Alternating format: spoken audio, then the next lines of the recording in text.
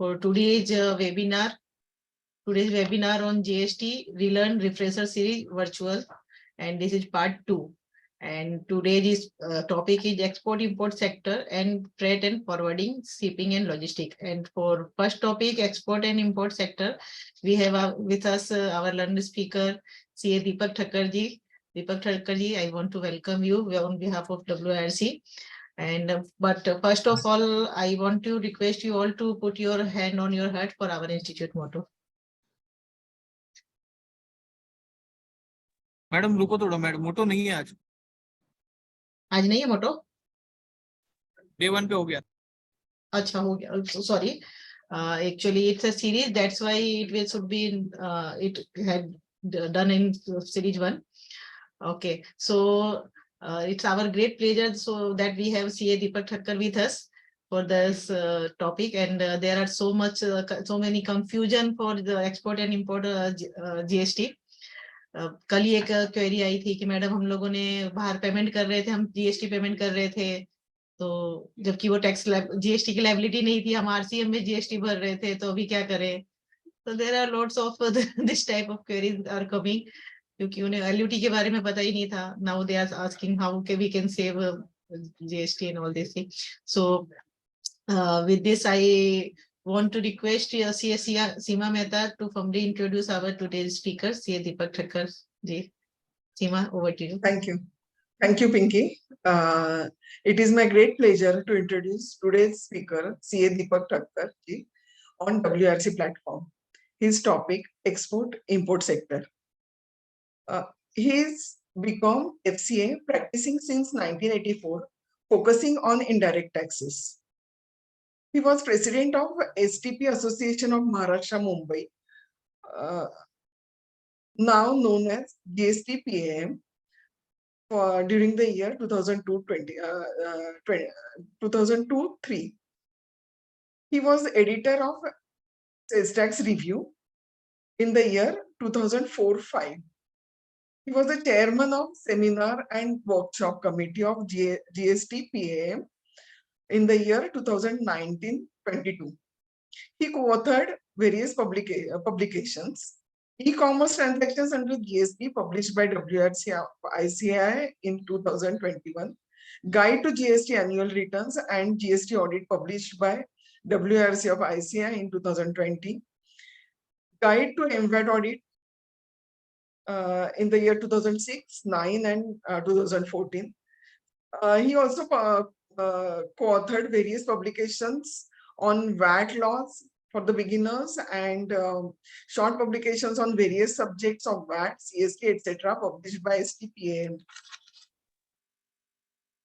He presented papers on taxation of intangible property rights in 1999 and 2004, impact of CST amendments in 2003, written articles on varied subjects in GST Review, CTC, and BCS Journal.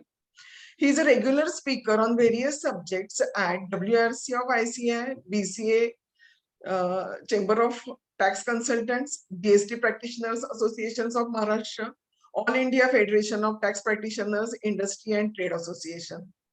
He is visiting faculty at the GST Department of Maharashtra State, Revenue Audit Department of Central Government, Government Law College, Mumbai. With this brief introduction, I welcome CA Deepak Thakkar ji and hand over this platform to him. Thank you. Yes, thank you. Thank you very much for the very kind and generous introduction. I am also very much happy and thankful to WRC team for giving me this opportunity to present on a particular one topic of GST.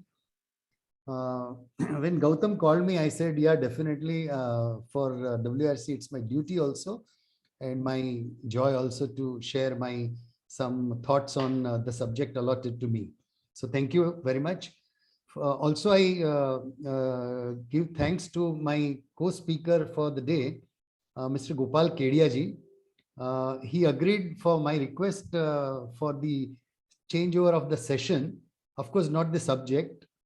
And he readily agreed to my request because I had some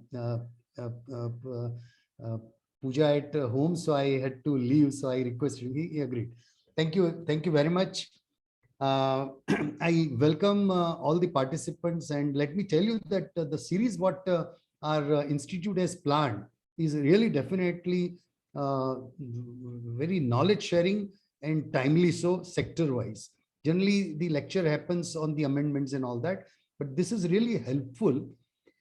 Now I'll share my screen and start my presentation. My presentation is already shared with WRC, which they'll put up for the participants, which you can download and use also.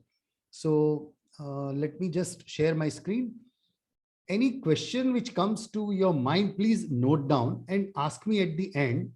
I'll try to reserve 5 to 10 minutes for so. So let me share my screen.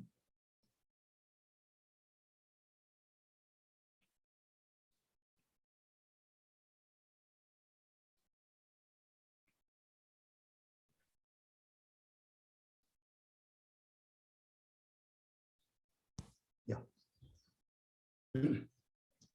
Is it visible? Yes. Okay. And I'm rightly audible also? Yes, yes, dear. Okay, fine. Thanks to all of you. Now the topic allotted to me is about exports and imports under GST. So a question arises in our mind that why should be a tax on exports? So rightly, the answer under the GST is it is zero rated. I'll tell you about how the refunds are claimed for the exports.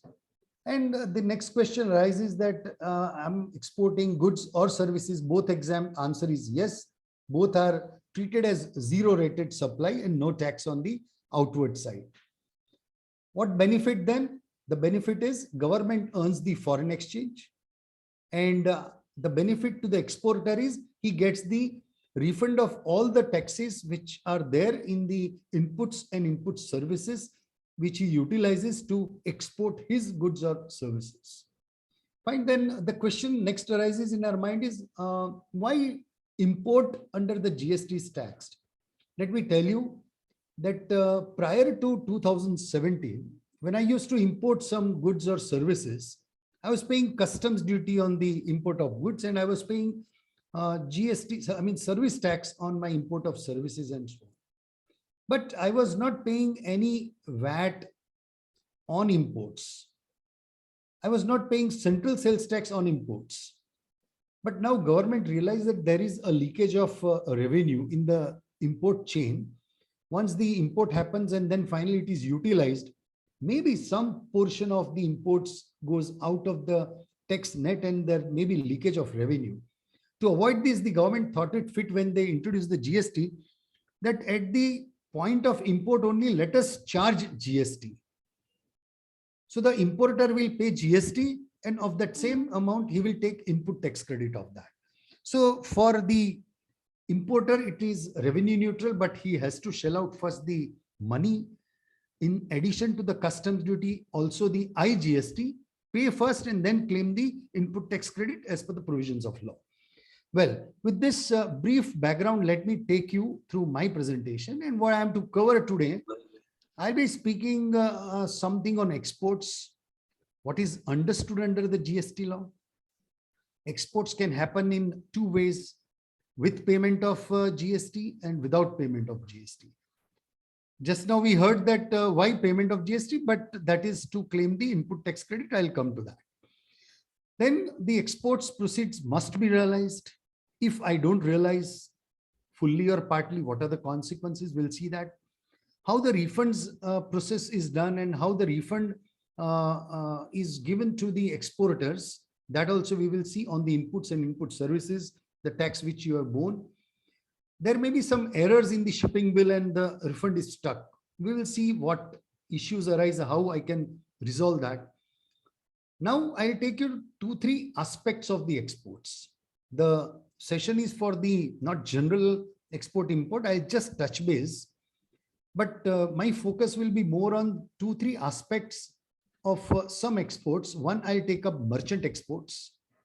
What are the benefits, obligation, and consequences? Then I will take up certain issues about intermediary. Bombay High Court has delivered the ruling on 18th April, which I'll be covering. And one aspect about when you go for refund claim, for the exports turnover, there was some restriction about the calculation of the value of turnover of exports, 1.5 times the local, which also I will discuss. There also the Karnataka High Court recently has ruled in February 23, just out the ruling just a month back, which I'll be discussing upon. Then I'll take up in import some 2-3 aspects, and then share some statistics about exports, import, and GST. Well, friends, so let us begin with the exports per se. Now, we all must have gone through many times the definition of exports, and the export of goods differently defined, export of services differently defined under the provisions. In my slides, I have mentioned the sections, rules, whatever, which I may not speak out in my presentation, but you can very well refer. Wherever italics have been used, that italic form means as it is ad verbatim, I have putting either from the law or from the judgment or from the notification. And non-italics is my certain notes to mention about. Some aspects I have highlighted by bold or some in blue color or green color for some important aspects which we are to deal upon. So when I look to my export of goods, it says taking the goods out of India. So taking the goods out of India to a place outside India means there must be somebody who is importing and I am exporting the goods to him, by virtue of which the crossing of customs frontiers happen, the custom authority permits me, and the export happens of the goods. One line definition. But if you see export of services, many things. Why? Because goods are visible, services are invisible, intangible. So to prove on record, something must be there. So export of services means supplier located in India. Say I'm in India, I'm exporter. Recipient is located outside India, say USA, UK or somewhere. The place of supply of my service happens outside India. Does it mean I have to go outside India? Answer is no. Then how it happens? Sitting here, say I am now delivering this talk. So I am rendering these services sitting from my office. But in case of export, suppose the same presentation is happening to a foreign company, a foreign participants, and I am the supplier of my services to them.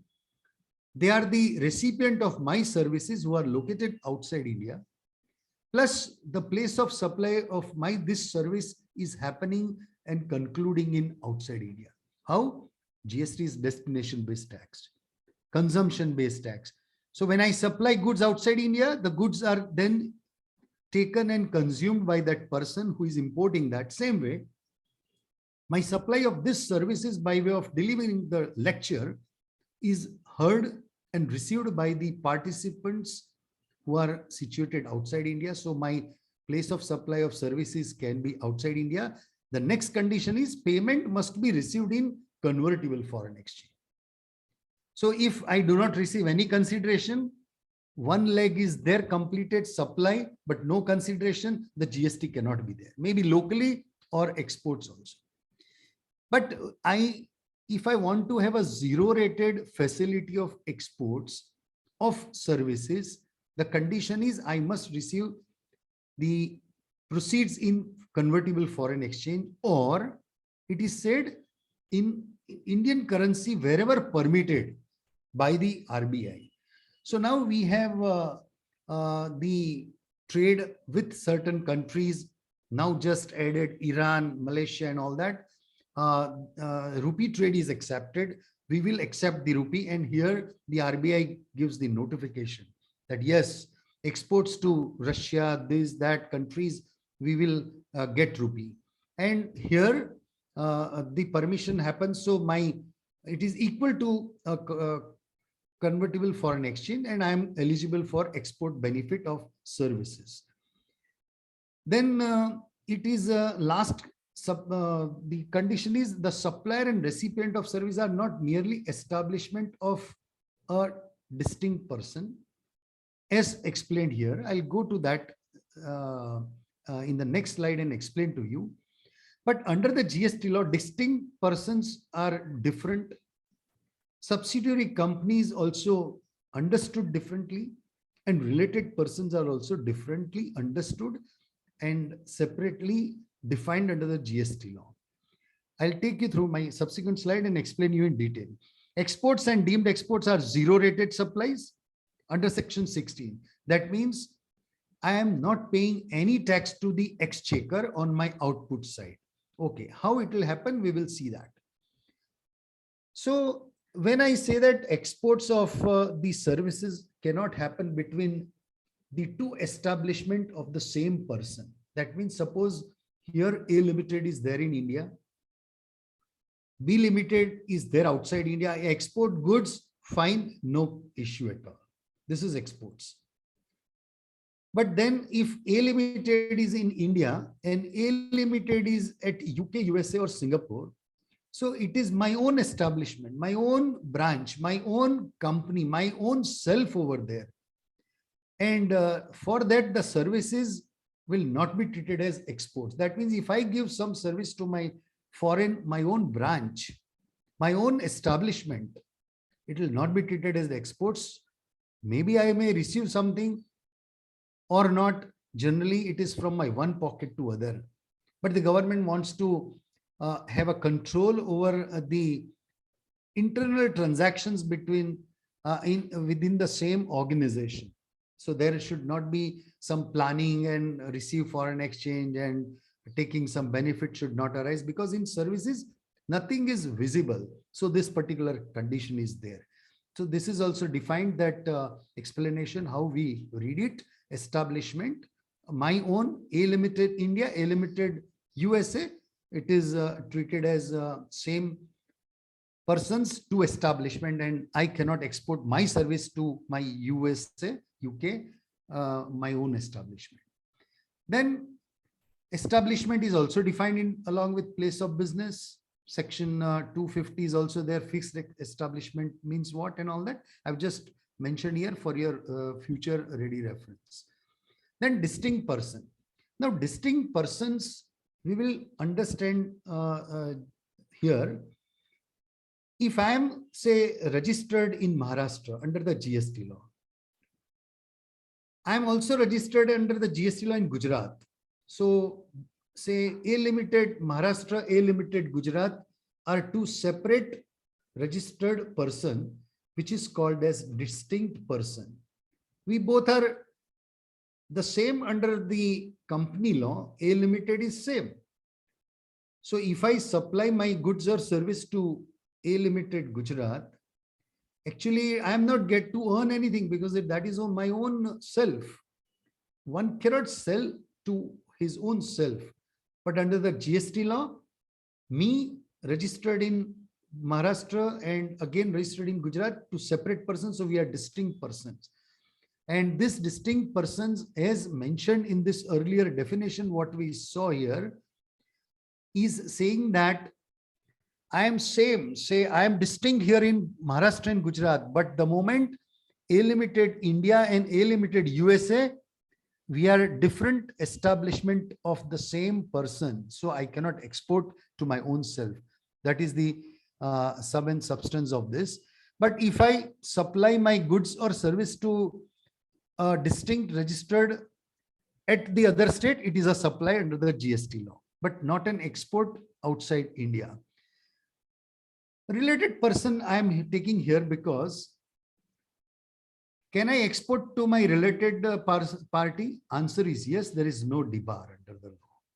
But I am taking here related person's definition for the use where we come to some other aspects in my subsequent slides. So just this is for your reference. Going further, now place of supply of import and export is also defined in section 11 of IGST Act, which says the place of supply of goods imported shall be the location of import, and rightly so. When I import the goods from other country to my own warehouse or factory, then the location of my warehouse and factory is the place of supply of that goods. And when I export from India to other place outside India, then the place of supply of goods is exported outside India. Location is outside India. The place of supply is outside India. But for place of supply of services, there is some distinction. And this distinction is there in section 13 of the IGST law. Now, IGST law tells you about the place of supply, the export, import, and all that. That is defined in IGST law. Now, the general rule for place of supply of service is destination based. That means to whom I render the services, the recipient of service is there. I am supplier of service. So place of supply of service shall be the location of recipient. So when I look to section 13, and in section 13, it is said that I have to utilize this where one of the person is outside India. That means, say, when I am exporting, I am in India, the recipient is outside India. And when I'm say importing, I am in India, the supplier is outside India. So whenever a transaction happens between two different countries' persons, and that too supply of services, either I export services or I import services, the place of supply rules play its pivotal role. Now here, the general rule is place of supply of service shall be the location of the recipient. So if I am exporting, recipient is importer of service, there in that country, in his country, I am exporter. But qua certain services which are either performance based or which are either the place based, then there are separate rules for that. Section 13, subsection 3 to subsection 12, we have to look into that. And there it is said, suppose a foreigner has come here in India. He comes to my, say, saloon. I'm a barber and my saloon he attends. I give him the services and he pays me in foreign exchange. He's a foreigner, convertible foreign exchange is there, but it is not a supply of services outside India. So for that, there is a specific clause which says the place of supply of such specific services, which is performance based, will be treated as the location of performance. And here my barber shop is in, say, Bombay. I'm supplying these services to that person at Bombay. So it will not be an export of services, though I receive foreign exchange. Well, all this is, generally known, but I'm just taking a background here. So future, my subsequent slides becomes easy to understand, and some new participants may also be there for understanding the GST law. So I'm just going in detail. My notes are there, but which you can refer to. Then let us go to the next slide, which says export of goods. Now, once we said that export is zero rated, in section 16 of IGST law, it is mentioned export is zero rated, no tax burden on exports. But then the law says, okay, you are eligible to claim refunds on your input and input services used for export of goods or services. So when I want to go for the refund, the law gives me two methods for that. One method is, they say that, okay, we call it as payment method of IGST on exports. So we say it as payment method, but there is really no burden of the payment. I'll explain you how it happens. And I get the refund of IGST, what I pay on outward side, right? Let us see how it works out. So here in export of goods, I say sending goods to a place outside India, export, I do it. It happens through the custom station, custom boundaries and all that. Custom clearance happens. Tax invoice must have an endorsement as supply meant for export on payment of IGST, right? So I decide the option one, that I am following this route, payment made of IGST on exports, and I will take refund. How? We will see. On shipping bill, I'll mention supply meant for export on payment of IGST. Okay, I select that option. I'll file my GSTR1 return of output side accordingly, mentioning I've exported using this option 1, payment of IGST. How I'll pay the tax? I'll say I will pay the net GST liability. So it means that how? I'll say that I will utilize the input tax credit and I'll pay the net amount. So suppose my export, let me take an example of 1 lakh rupee export. 18% is say the GST rate, 99 CNS total IGST. I have to charge directly 18. Of course, my foreign customer recipient is not to pay me that. I'm just mentioning that I am making the payment on my own. So foreigner will pay me only $1 lakh or 1 lakh rupees, whatever. On that 18% is the rate of tax applicable qua that HSN of that goods or services, whatever it is. So on this 1 lakh, I'll calculate 18,000. My cost of production or procurement of the goods or services, say 60,000. And again, on that 60,000, my average rate, I have my inputs of 5%, 12%, and say 18% or 28% as well. But taking average rate of say 10% is my average rate, major inputs are 5% category. Now in that scenario, say of 60,000 my cost, I'll have 5% tax burden on my purchase side, purchase side, which is say how much 1 lakh, 60,005, it is coming to 3,000 rupees, right? So I will say, I will show gross tax liability of 18,000. Of that 60,000, 5% I will work out 3,000, and to government I will pay full that balance amount, net amount, which is 18 minus 3, 15,000.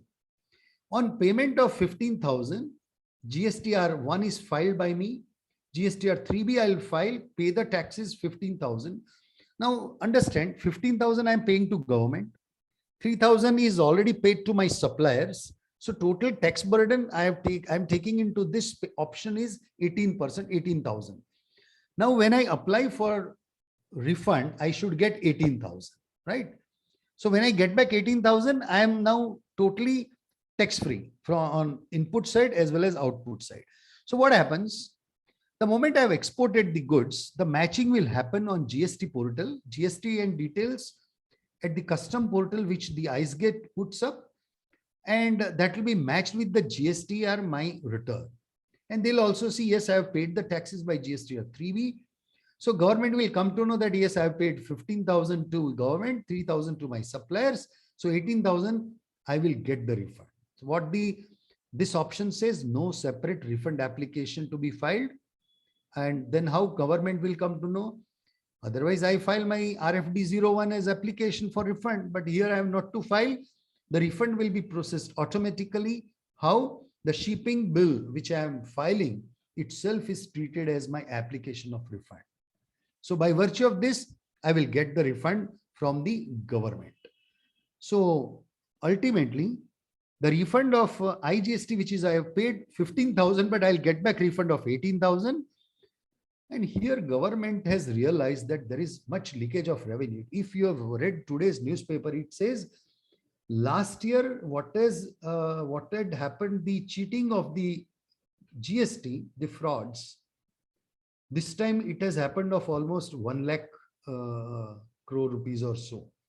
So they have tried to unearth that also. And here in November 22, they have come out with instruction and given standard operating procedure to verify the risky exporters and their suppliers. That means government is also now careful that they will not pass on the refund as it is, whether my genuine exports are there. If I am saying I am exporting X product, is it X product itself? Or I export Y and say I'm exporting X? Or input side, am I recording any fraudulent transactions and taking input tax credit? You might have read recently, insurance companies search happened and unearthed the wrong availment of input tax credit, the wrong recording and taking the expenses and taking ITC. Now, see, the GST data the government is utilizing in so nice way by artificial intelligence, by some parameters, and the frauds are unearthed. Okay. Now we go to the second option, export of goods without payment of IGST. So earlier, first option, payment of IGST, I get back 18,000, though I have paid 15. So I am fully covered. Now here, under this called as bond or letter of undertaking, LUT, and I export my goods without making any payment to the government. I say I will not pay to the government. So I don't want to pay you 15,000 and I don't want to take 18,000. Rather than that, you give me what is input tax credit involved. In our example, it was say 3,000 rupees. So government will say, okay, we will give you refund of 3,000 if you are going for this option, the second one. And in here also, the export of goods happen outside India. I am to submit the LUT or the bond to the government, and this bond I have to fill up prior to my export. So generally, who are regular exporter, they fill up the particular LUT in the month of March itself. So for next financial year, the LUT is granted, no much hassles, online application and all that. So generally, if somebody is planning exports, first file LUT, you will get it, and then export under this particular option. Suppose somebody files late LUT, I exported, I didn't know the law. Then for some newcomer or some new persons, some leniency is also being seen and shown by the government, and they say that, okay, some delay will be condoned. But I think now initially people made mistakes, but now onwards we should advise and educate our clients such that we file first LUT before starting the export transaction.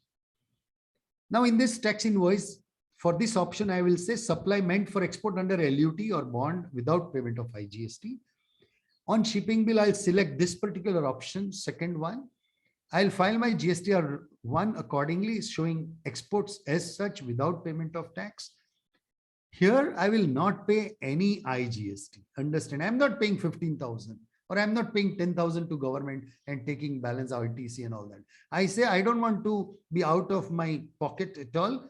So unutilized ITC, 3,000 is my input tax credit, and that I will get back as refund the moment I file 3B and everything.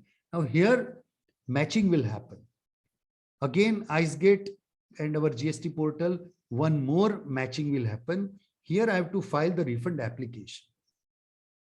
RFD 01 online within 2 years of exports with all proper documents. The application will be processed by my GST nodal officer, and then he will grant the refund if my all eligible ITC I'm taking. It should not happen that I have my non-eligible ITC, I will not get refund. So right now, I think enough for this session. We are more on export side and all that, not on ITC. Okay, so what happens? Now, which option to be selected? Option 1 or option 2, payment or what? Now here, many factors are to be considered in selecting the option. The one of the primary will be a base notification. Now, certain notification permits under LUT, certain notification may not permit. Certain goods or services might be permitted, certain not permitted. So you'll have to go through such notification. Is there any bar that no, I cannot go by route option 1, only 2, or by 2 and not 1. So one has to do working capital involvement. Now I'll have to see that how my composition of the working capital is there. Do I get more credit from my suppliers? Do I get, I have to give more credit to my foreign buyers and so on. So accordingly, I will decide based on my working capital requirement, my working capital available in my organization, and accordingly I will select the option. Another is quantum of inward and outward supply. So how much is my margin? How much is my tax rate on my inputs and all that, right? So all this I'll see, and flow of input tax credit. So all this will decide in selecting the option. Okay. Let us go to the next aspect, receipt of proceeds of exports. When I export the goods, bad debts happen. Okay. Now, when I supply my goods or services locally, charging C or S in Maharashtra, or I say I supply my goods or services to a Gujarat recipient, charging IGST, or I export my goods or services, charging no tax, zero rated, but on my own, I select the option 1 or 2. Then later on, say, suppose it becomes bad debts. So what happens? In the first, local taxes, I am liable to pay. I have supplied. I do not receive money. It's my fault dealing with such persons. Government is not party to laws. Actually, they should be, but they are not. So in short, when I get bad debts, income tax is considering that. Under income tax, I'll take a deduction. But for GST, I have to pay the tax. I cannot say I lost money. Government said, your decision, your all planning, your all contacts and so on. We are not party to your losses. Obviously, we are party to your supply, pay GST to us. And my Gujarat customer fails, again bad debts, not allowable, IGST is payable. Coming to zero rated exports, if bad debts happen, what we will see into this slide. So what happens when I export the goods or services? Certain conditions are there, and which are there? That there is a value of supply rules, rule 34, which says that when I export, the exchange rate also comes into picture. Say I'm exporting to USA, dollar rates will come. Exporting to European countries, euro will be there. Or I'm exporting to Dubai, Dubai currency will be there. So again, exchange rate, what are there? So for goods, it is mentioned in the rule that as notified by CBIT or and customs together. So what happens? Customs and CBIT together issues a notification every 15 days. You can refer, yesterday only they have issued the notification that from today, what will be the currency rate qua different forex. So here I will have to apply that rate when I am exporting goods. And for services, the rule is apply GAAP. Generally accounting the standards. So either AS 11 or AS 021, when I refer to that, it says I have to apply my forex rates notified by RBI, because that is on daily basis. RBI gives you the rate daily basis. So when today, when my transaction happens of services exports, I will take that. So based on this, I must get realization of my export proceeds. So I will receive the export proceeds in convertible foreign exchange, as we saw. For goods, no such condition of foreign exchange. Understand? For services, compulsory. So what happens the moment the export proceeds are received in convertible foreign exchange? The inward remittances happen from foreign country. Bank here receives that, and bank uploads that data on export and data monitoring systems online, which is called as EDPMS. Once they upload that inward remittance data, and then they upload EFIRC, Foreign Inward Remittance Certificate. The bank which uploads, again, they will upload on EDPMS portal, and which one can download that and utilize that. Now, this is as per all RBI guidelines. Physical issue of FIRCs are stopped. Certain officers yet ask that give us the FIRC and all that. You can go to the this particular website and you can download that. Even FIRS is issued by the bank, which is a foreign inward remittance statement it is. So even that is possible, and you can produce before the officer when required. Export proceeds received in INR. Now that is where permitted by RBI, correct? And there it is said, if INR is my amount received, generally this will be permitted if it is from Vostro account, which the banks maintain, right? This is also possible and will be treated as export proceeds realized. Now, export proceeds must be realized. The outer timelines are there within 9 months or on the due date. Say my due date is say 3 months credit period I give to my importer, or 6 months credit period, or LC and all that. Accordingly, money will come. But the 9 months is the upper limit. So I must get my this export proceeds. For goods, it can be Indian rupees. For services can be foreign exchange or from Vostro account, the INR. And within 9 months, I must receive that.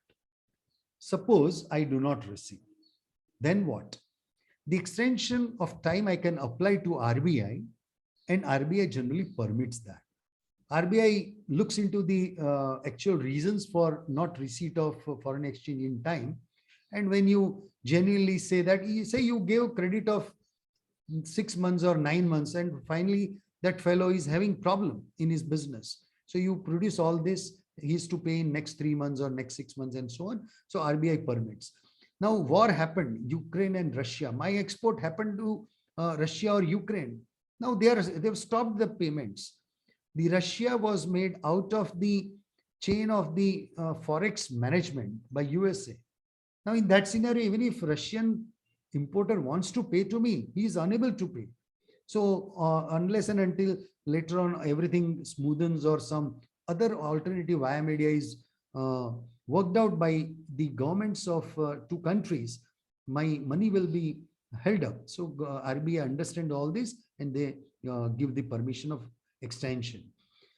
COVID pandemic, we all are aware how much we were affected by that, businesses, the life and all that.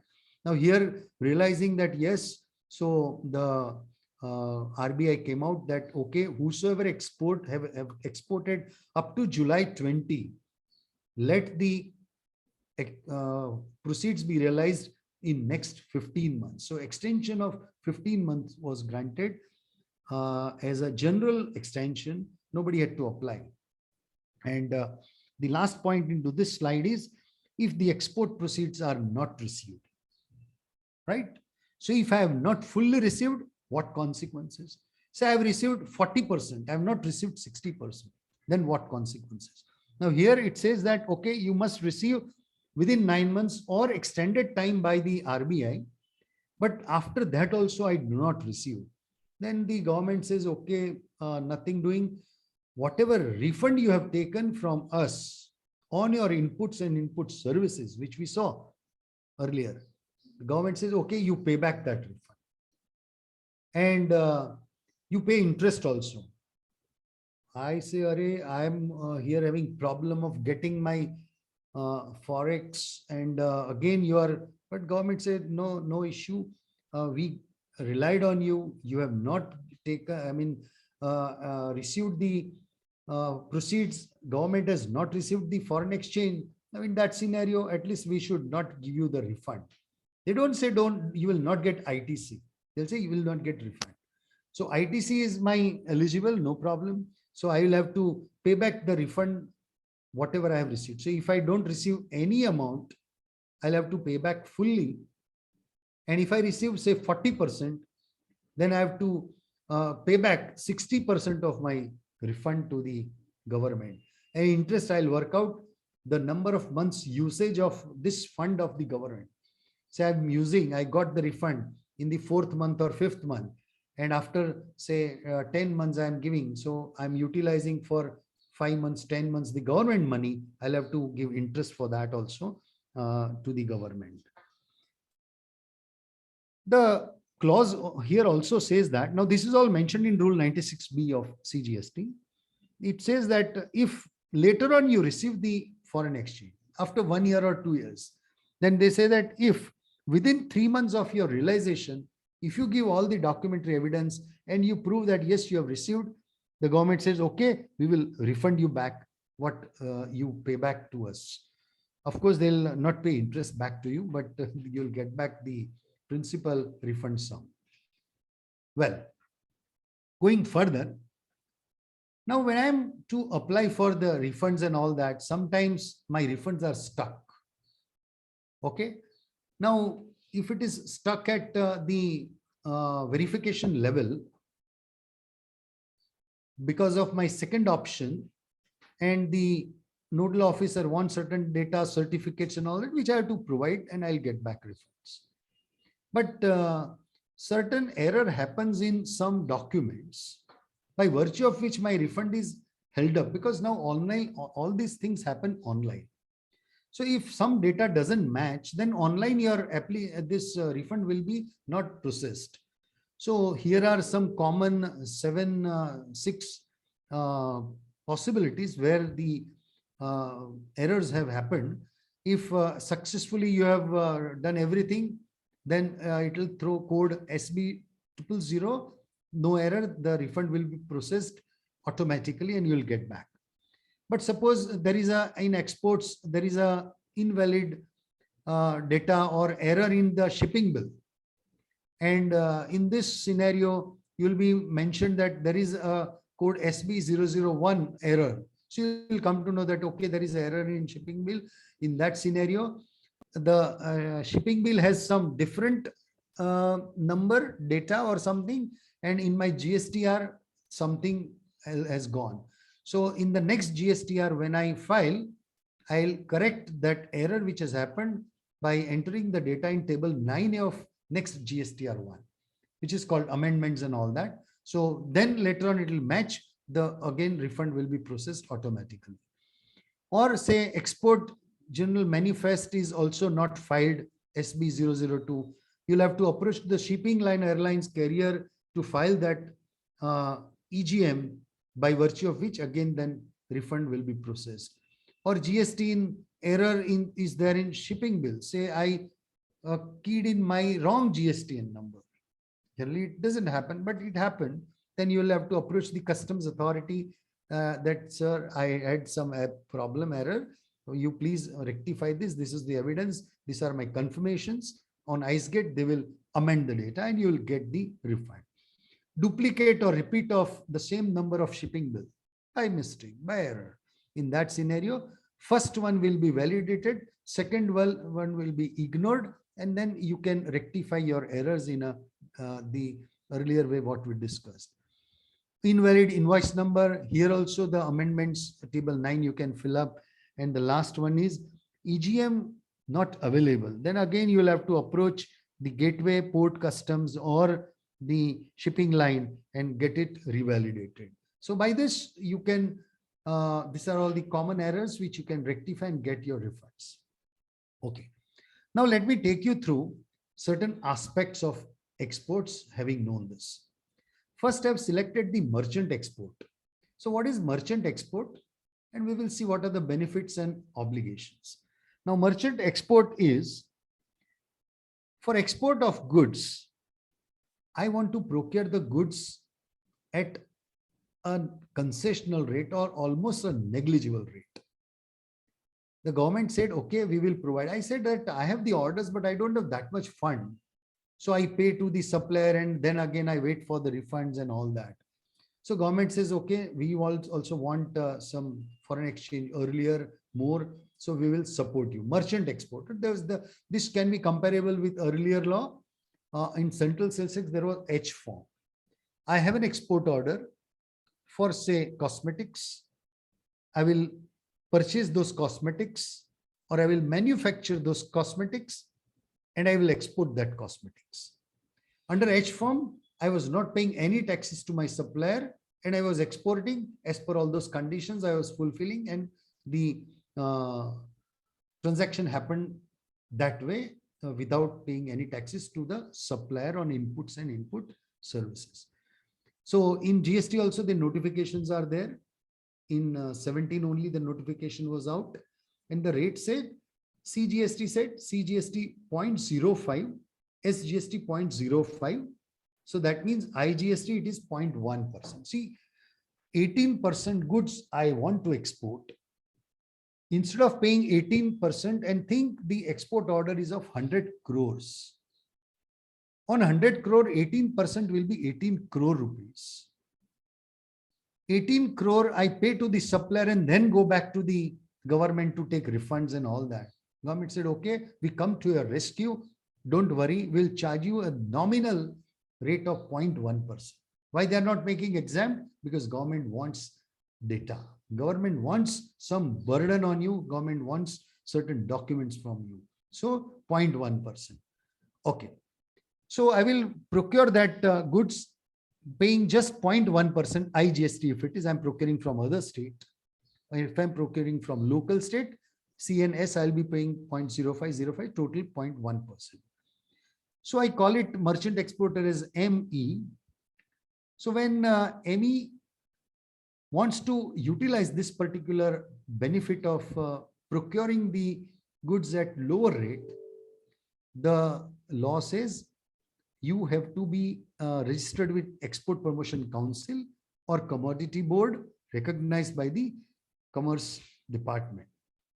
Okay, I do that. I take that registration. Like I should be a member.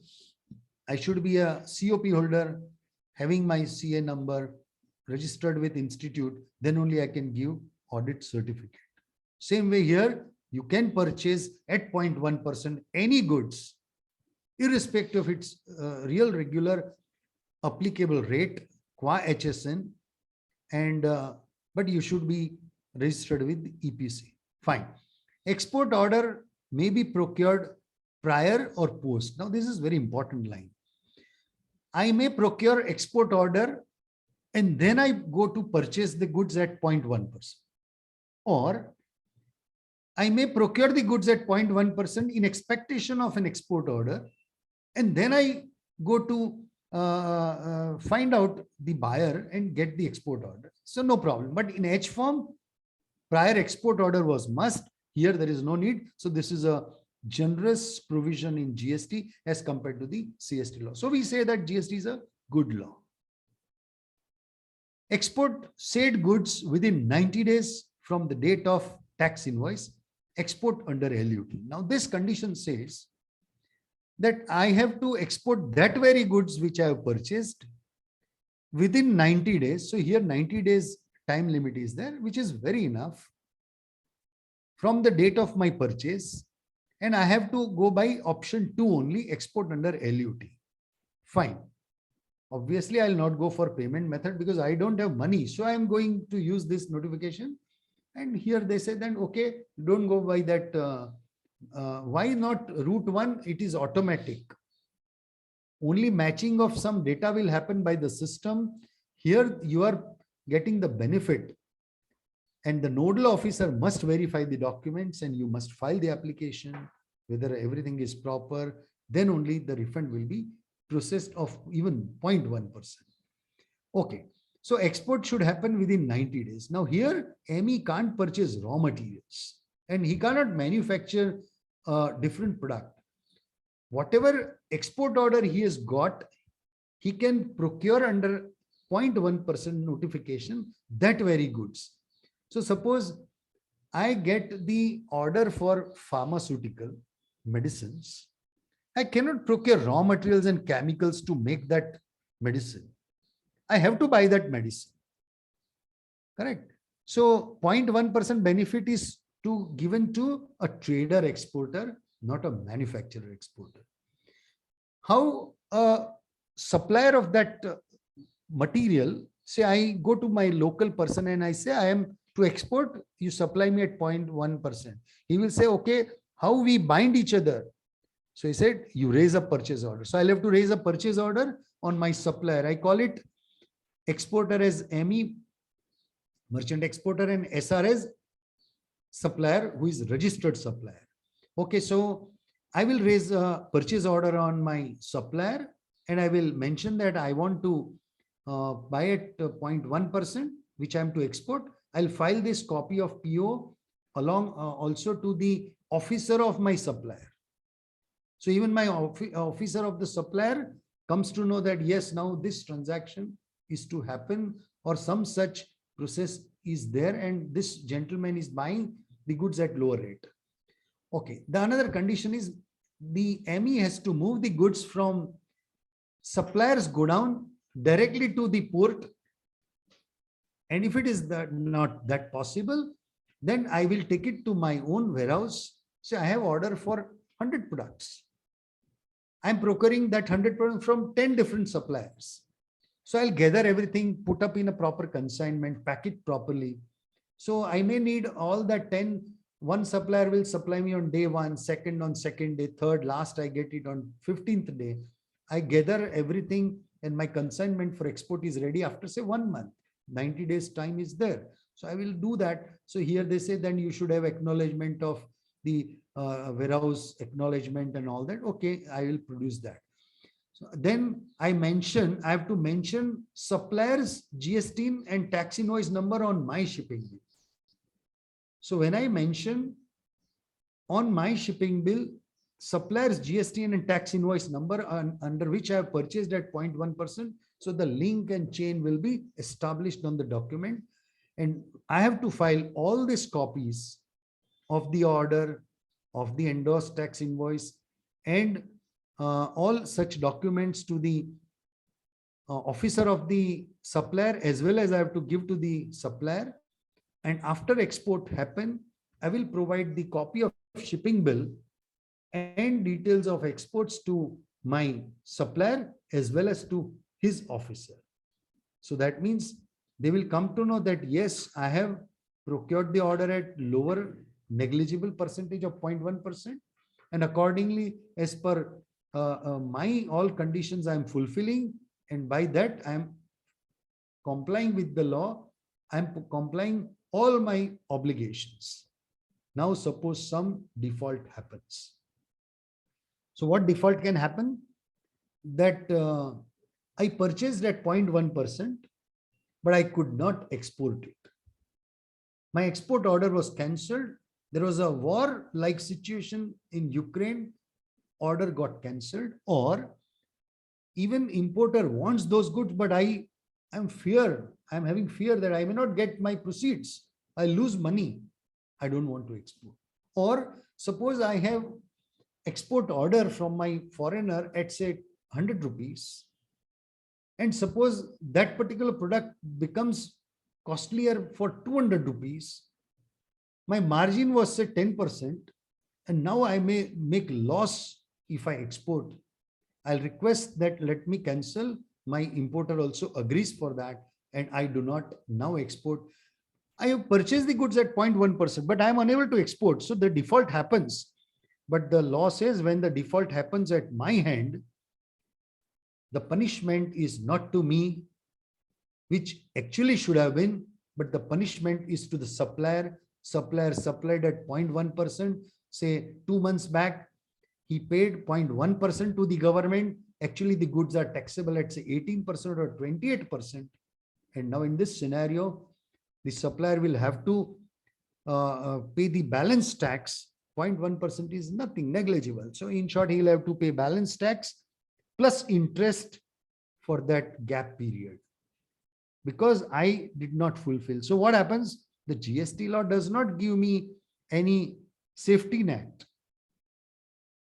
As a supplier, he doesn't punish the exporter, but the problem is to the supplier. So he has to be very careful when some such export order, the orders are received from the local buyer.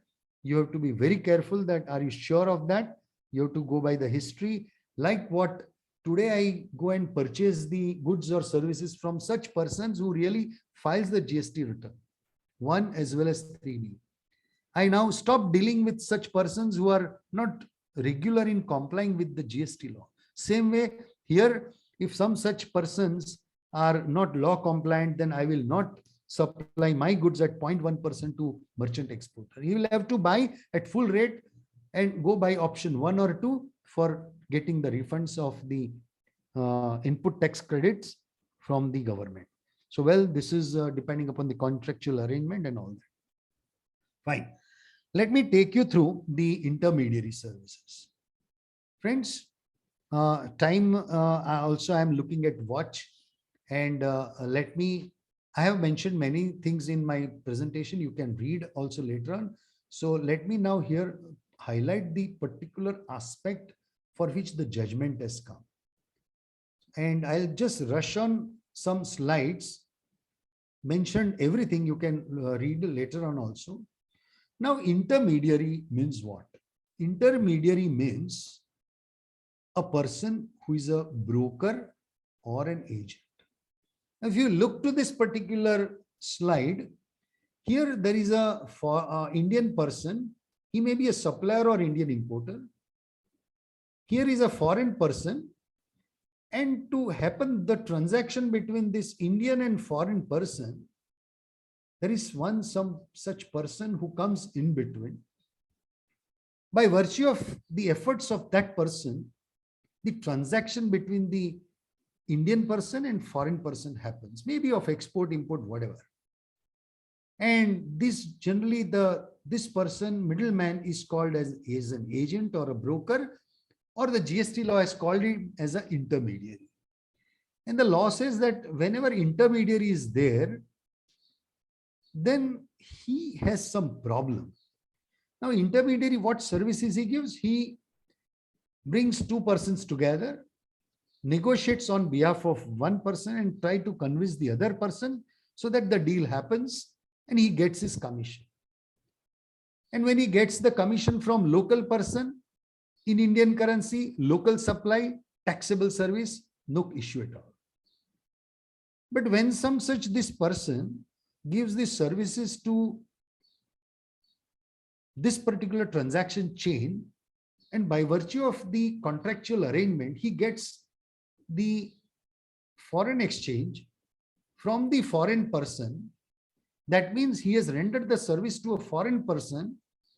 He gets the foreign exchange. So when we saw the definition of export of services, I am here in India. The person to whom I am giving services is at foreign country. So these two conditions are satisfied. Getting foreign exchange, third condition is satisfied. But is my place of supply of services to that outside country? Now here, the law said, wait here, we have to look to the place of supply definition given in IGST, and there section 13(8)(b) is there, which says intermediary services will be treated as local services. How? It will be place of supply of that person will be treated as the place of supply of the services at supplier's place. So I am located in Bombay. My place of supply of such service becomes in Bombay. So me and the supply of services both are in Bombay. Now here the rulings are saying intermediary services liable to GST. We have marine consultancy advance rulings. We have another micro instruments, commission received procuring orders, liable to IGST. They have said liable to IGST at 18%, no export benefits. And when that matter went to appeal authority said, no, we have no right to give you advance ruling on place of supply. My lower authority made mistake. I withdraw that. Okay. But some clue was there. Commission received from foreign university when I get admitted to my local student at foreign university. This is also treated as intermediary. If that admission happens, if the foreign university gets money from the student as a fees, out of that I get some money as my commission from foreign university. The transaction is nothing but as intermediary. All these rulings are there. Going further, the rulings say that licensing office, nothing but you're making a transaction happen between two persons, liable. Shipping and logistic BPO services and all that. Now here the issue arose that exactly what is the difference between intermediary and the export of service. So for that matter, certain rulings started coming that, okay, this is not intermediary and taxable. Then we go to earlier law, go dead decision was there, which said, no, no, this is exports.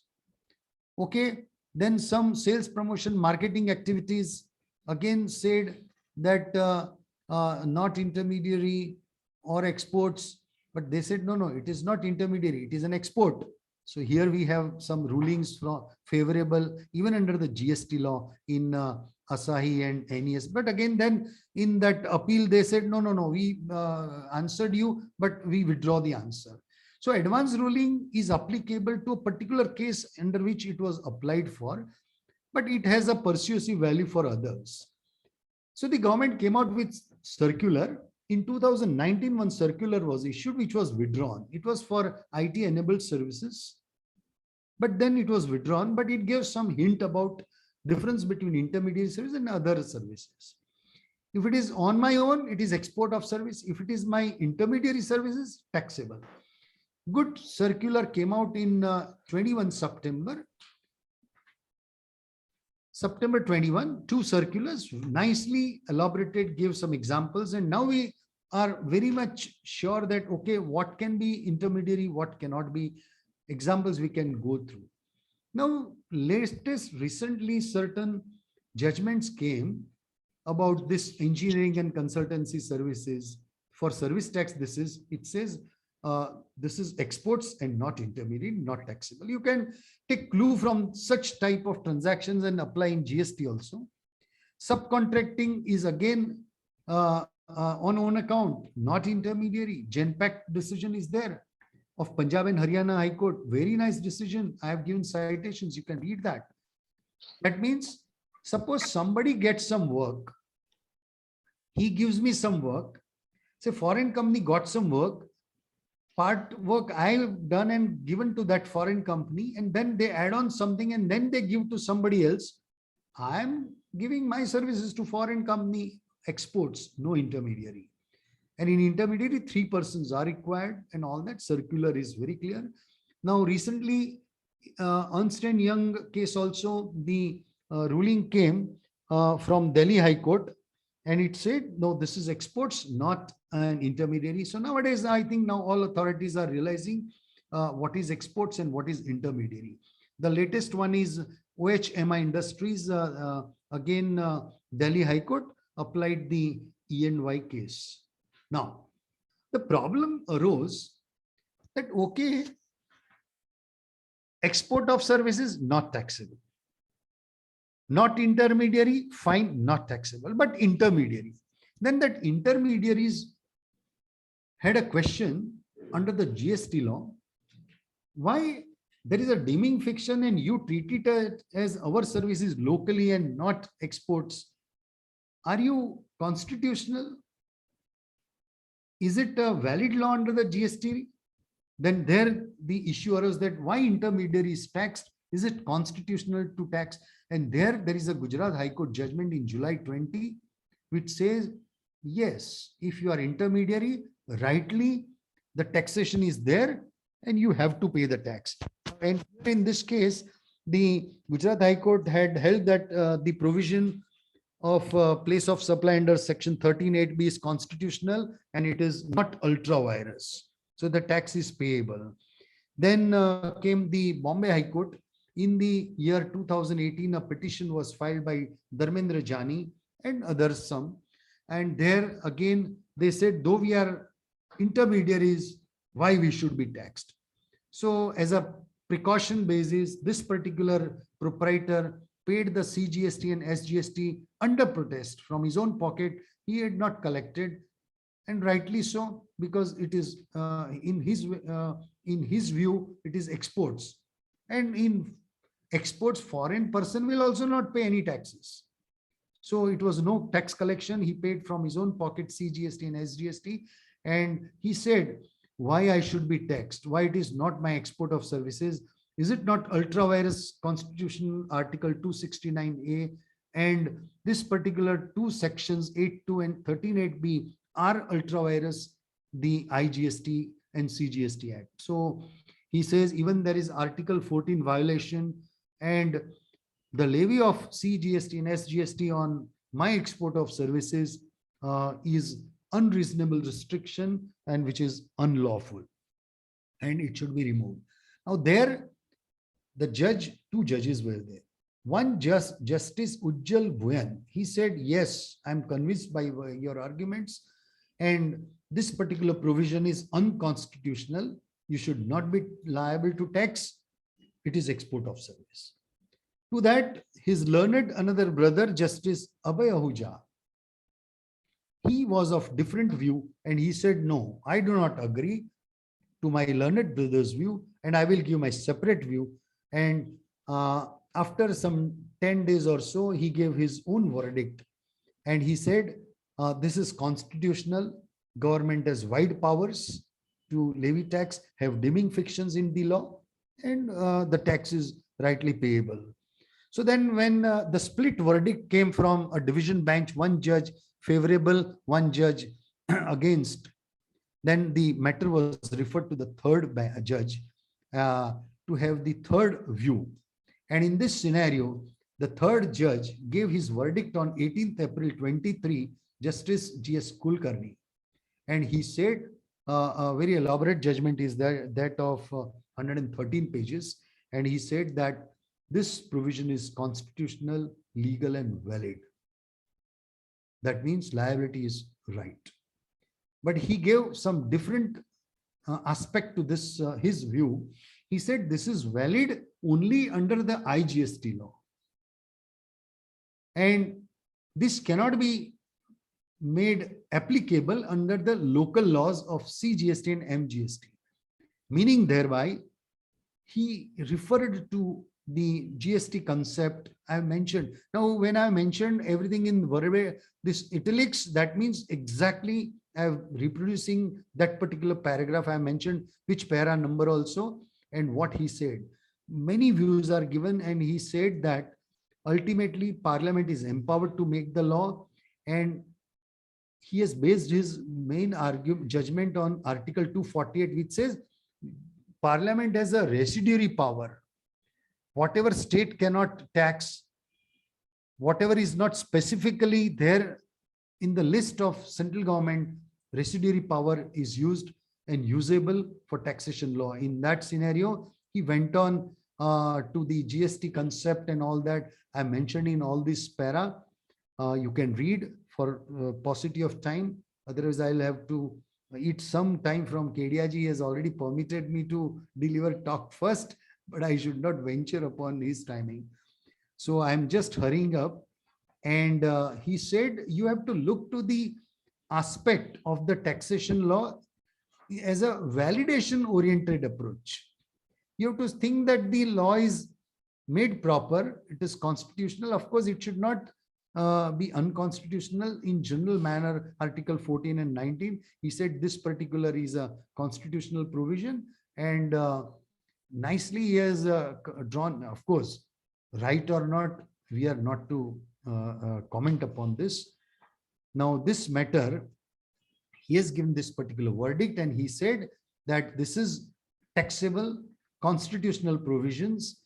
There is no extraterritorial operation of the law by putting this particular provision, and only he said that this is valid under IGST law. That means he means that IGST can be charged on this and not CNS. Now here two issues will arise that people have paid. Now this FAQ was there in December 18, FAQ question 25, it said paid CGST and SGST. Some rulings have also paid CGST and SGST. In fact, in this, Dharmendra Jani himself paid from his own pocket CNS. He did not pay IGST. Now what? So there are views different given by from the government side also. Some state also has given different views. Now here IGST is there, which this particular, the IGST, it says section 19 of IGST and section 77 of CGST. It says, okay, If you have paid wrong tax, don't worry. We will refund you the wrong tax paid, but you pay correct tax, claim refund of wrong tax, and no interest. But all these hassles, working capital will be blocked. And when you go for refund, 100 questions will be asked. So, well, you'll have to live with this. And based on this judgment, now this matter will be again placed to that division bench who gave the earlier verdict. But the majority view is now provision is constitutional. Levy can be there of IGST, not CNS. Fine. Let me take you through hurriedly. Sir, with your permission, I may extend by 5 minutes. Is it okay?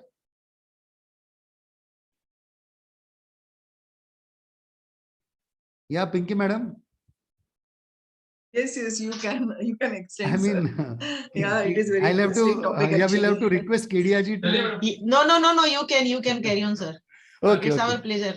Yeah. I think last Very some slides. interesting topic. Yeah, I will highlight only. Sir, I'm listening to you and it is pleasure for me to listen Oh. you. Sir, you please continue. Thank you, Gopal ji. Thank you, and thanks a lot to Yeah. you. I'll not take much time. In next 10 minutes, I'll Sure. I'll try to conclude. Yes, sir. Floor is yours, sir. Thank you, sir. Thank you very much. Okay, going further, the next issue which I have touched upon is refund computation. Now, this particular provision says, if you are applying for refund, when the goods are exported, so I'm going for the second option, exporting goods under LUT, not first option. So under LUT, when I am exporting goods and when I am applying for the refund, there is a computation formula which says export value of goods cannot exceed 1.5 times the value of like goods domestically supplied by the same or similarly placed supplier. I'll just tell you exactly what happened this. Say I am an exporter also, and I am also locally supplying those very goods. And it so happens that I am supplying locally in my own state or in my own country at say 100 rupees a product. And the same product I can fetch 200 rupees from foreign country. I'm talking of INR only, conversion INR, you can convert in dollar and so on. So in short, from local, I can fetch the price of 100 rupees, but my product is such that it has more demand, or I can fetch 200 rupees or 300 rupees or 400 rupees from foreign country. Government said nothing doing, no problem. You can export it at 200, 300, 400, 500 rupees. Bring the foreign exchange. We welcome you, zero rated. But when it comes to giving you refund of the taxes involved in inputs and input services, I have one condition, that your supply value, if it is more than 1.5 times the local supply, then I will catch hold of you and give you some lesser refund. Now, this condition was put up in March 21. That means up to March 21, sorry,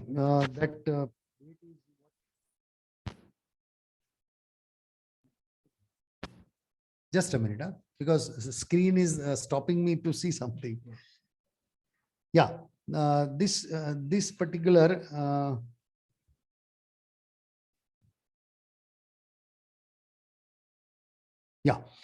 this particular rule 89.4 was substituted from March 20. So up to February 20, no problem arises. You can have 10 times your export pricing, no problem. But from March 20, the notification came, and circular also tried to explain that in March 21. And it said that export value limitation of 1.5 times the domestic rule. The petition was filed at Karnataka High Court. And the Karnataka High Court in Tonbo's imaging case says this is ultra virus, the CGST Act. Also, it is ultra virus, the Article 14 and 19 of our Constitution, and they quashed it. That means now this provision, we read it as not there.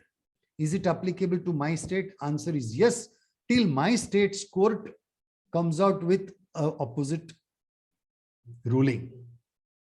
This is a central piece of legislation all over the same India. One tax, one nation, one tax. So I utilize this slogan of government in my favor.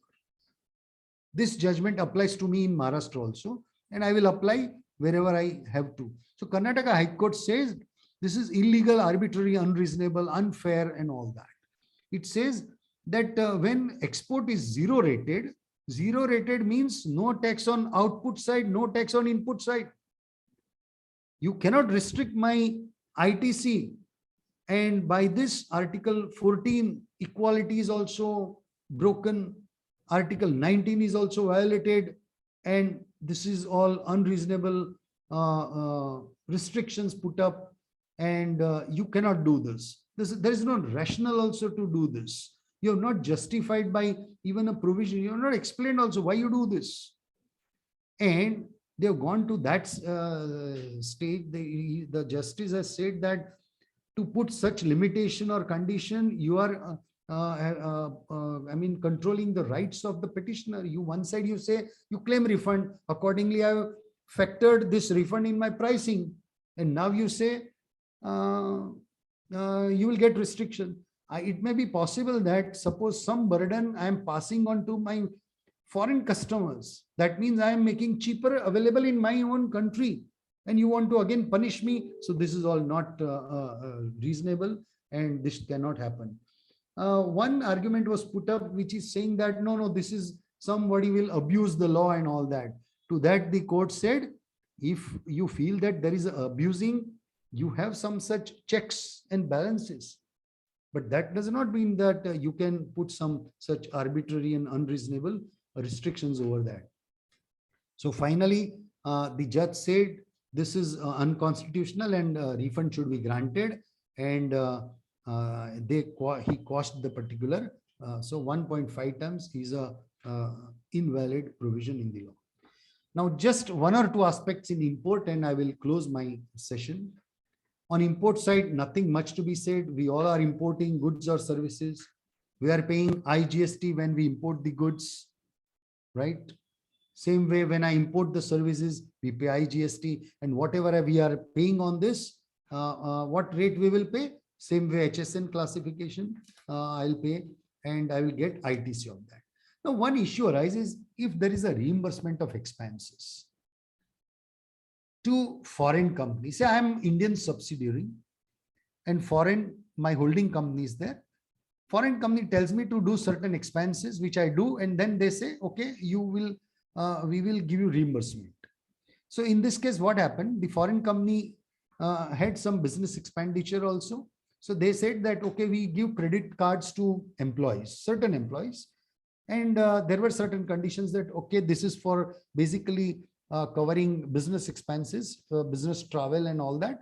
You can utilize for the airfare, the hotel charges and so on. And you can use this. And after that usage of the credit card, the US company told Indian company that, okay, we will raise invoice on you for whatever payments we are making, because Indian employee will use that card and say there is a amount of 10 lakh rupees expenditure, and that 10 lakh is by foreign company. The foreign company says we will raise invoice for 10 lakhs on Indian company and you pay this 10 lakh. The credit card was of Wells Fargo Bank, and then the reimbursement happened. And for this reimbursement, the invoice was also raised. But the argument was put up that there is no agreement and this is only a reimbursement. The contention of ICU India was that this is reimbursement of actual expenses. There is no element of income. This is only for convenience, no supply. I have not given any services to that foreign company. So this is not a remuneration, but reimbursement. It should not be taxed, and no supply and all that. And they referred to many rulings. And they said that credit card is used for even foreign expenses. If this employee has gone to, say, Singapore, and at Singapore did some expenses, it has got nothing to do with Indian expenditure, and and then why you should be taxed on that? They say no. All the arguments were put up, and finally the government said No, the departmental side said, no, this is as per the reimbursement is nothing but one way of recovery of your receipts of your say output side only. And this is not a pure agent also transaction type. So it is not permissible to deduct. On the contrary, the government departmental officer said, this is import of services.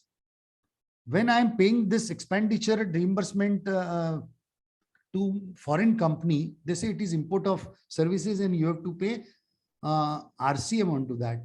And to that, the ruling came that yes, this is import of services and RCM is payable.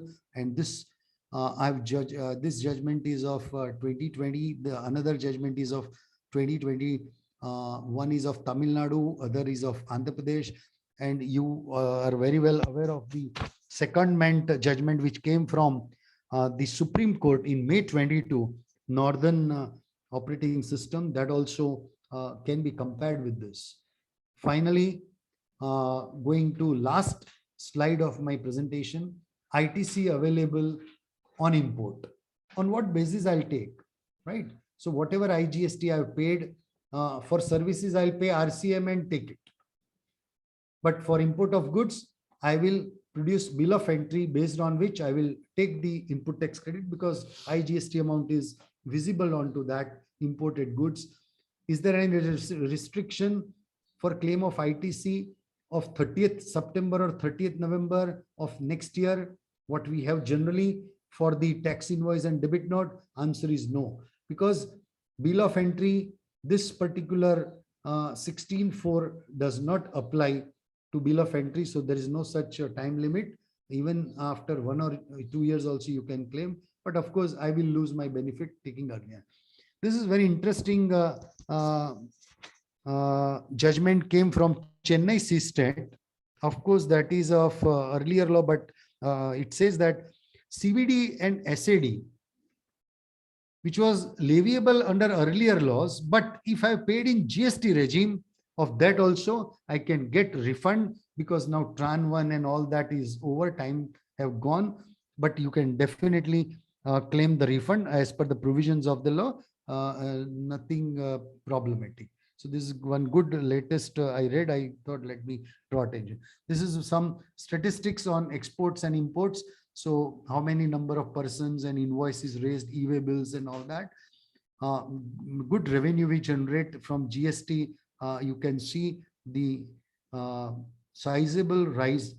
We exports how much merchandise, goods, services. Finally, there is some trade deficit, but it's a good sign. We are in a developing stage and this is the best decade for our country. I have mentioned here top 5 goods which we are importing and 5 goods which we are exporting, top 5. In import, crude, we are also exporting and importing. Coal, coke, we are importing. On export side, I have taken drugs and iron and steel. Gold, both sides are there. Pearls, diamonds, both sides are there. Finally, you can read this, all that. And any question, I think time is not there, but whatever, I mean, your all permissions. If important 1 or 2 questions, I'll answer and then give further for presentation and listening of Kedia ji. Thank you. Thank you very much. I have tried to explain you in a simple manner. Mention this, everything is mentioned in the slides. You can read and refer later on. Thank you. Thank you very much. Sir, there are more than 13 questions in chat box. Okay. So Any 1 or 2 but- important one, principal one, which I might not have said or I should say on that.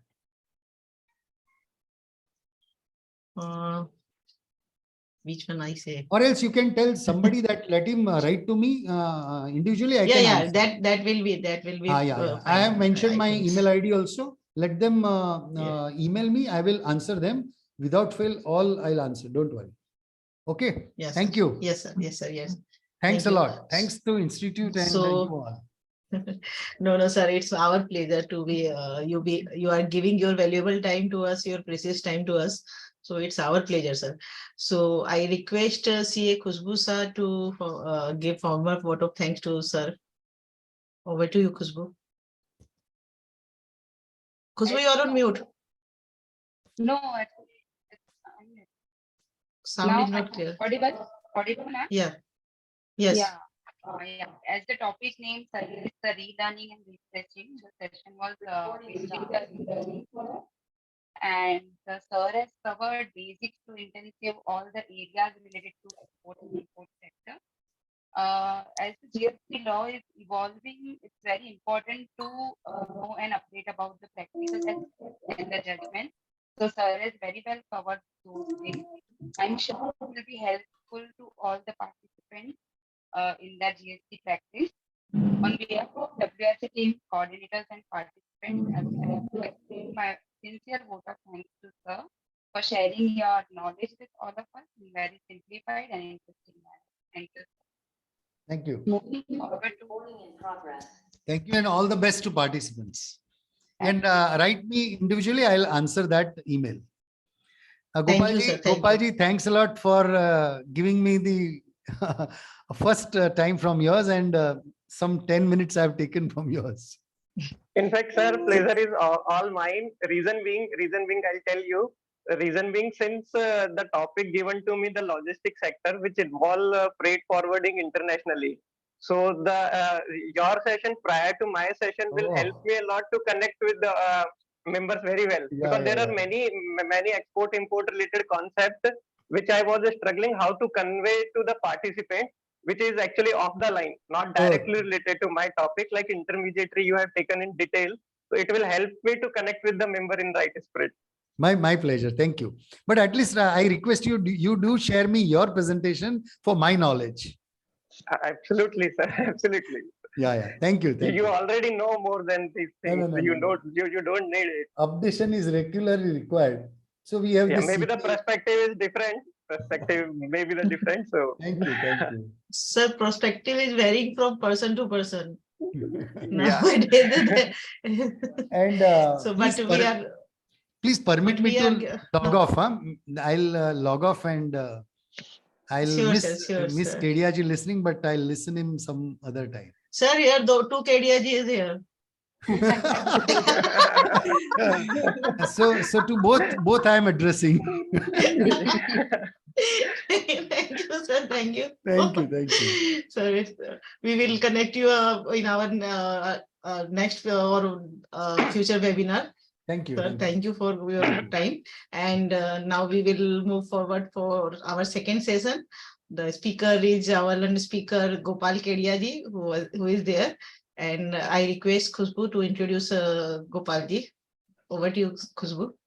Yeah, thank you, ma'am. I would like to introduce Speaker Shri Gopal Kedia for the topic shipping, logistics, freight, and forwarding. He is a practicing chartered accountant having more than 14 years of experience in the area of indirect taxes. His area of expertise prior to introduction of GST covered central excise, service tax, state VAT, and FTT. He has professional experience of working on various indirect tax related matters, including compliance, business structuring, advisory, and system implementation, handling litigation and representing clients before various authorities. Additionally, he has delivered more than 200 plus lectures on GST at different forums, including regional councils, branches, cities, study circles of ICAI, chambers of tax consultant, regional training institute of CAD, officers of SERA, CREDI, MCHI Thane, Trade and Manufacturers Association, Confederation of Indian Industry, CII. He is member of Indirect Tax Committee of WRC of ICI for 2021-22, National Faculty for GST program conducted by IDT of ICI. Deputy Convener of Indirect Tax Study Group of WRC of ICI for 18-19. He is contributing to articles on various journals and writing blogs at www.gca.in. Over to you, Gopalji.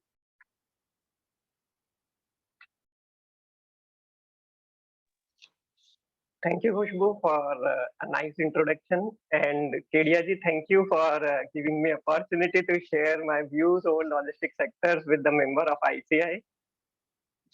So I believe probably my session keeping at last is intentional. Reason being, the member has collected so much of knowledge that they have to transport it from here to their place. And while transporting the goods, while transporting the knowledge, they should be aware the implication of GST. So at the last, when they are moving with the knowledge, so they should understand the implication of the GST. So the topic given to me is logistics sector. Logistic is a very wide sector. If we try to understand the logistics sector in principle, I had made three compartments wherein I have parked the entire sector. So if we see from a broader perspective, one is the transportation of goods, which includes road transportation, rail transportation, air transportation service, ocean transportation, courier services. Second part, second compartment of the logistic industry is the warehousing, storage and warehousing solution. This warehousing solution is not little extended to what the traditional warehousing is being offered, wherein now the warehouse, commonly known as 3PL, third party logistics, they provide services not just limited to warehousing. Rather, they provide extended services in terms of receiving of the goods, inventory management, labeling, tagging, safekeeping, invoicing, delivering the goods. So this is the new emerging thing in the logistic industry. Then the in-transit warehousing, and then pre-leasing of the warehousing spaces as traditionally the warehousing works. And the third compartment of the logistic industry is the clearing and the handling. Mainly the CHA is involved in this aspects, which provide services in relation to custom house agent services, terminal handling charges, loading, unloading, documentation, payment, ground rent, hauling charges, stuffing charges, so on. Today, due to the paucity of the time, it is difficult to cover every aspect of the logistic industry, and therefore the topic which has been given to me is freight forwarding, which includes the transportation of goods. So out of these three compartments, we will be discussing the transportation of goods. Now, as far as the transportation of goods are concerned, so our agenda for the discussion, like there are for the our agenda for the today's discussion would be like we are dividing the whole discussion into two parts. One is the domestic consignment and international logistics. So while we are discussing the domestic consignment, like it is within the India, and international logistic when the goods are moved from a place outside India to India or vice versa. To start with the domestic consignment, basically the discussion would be around the transportation of goods through roads, wherein we will discuss with initially first the legal provisions, what the law says, and then we will discuss some practical aspects of the road transportation.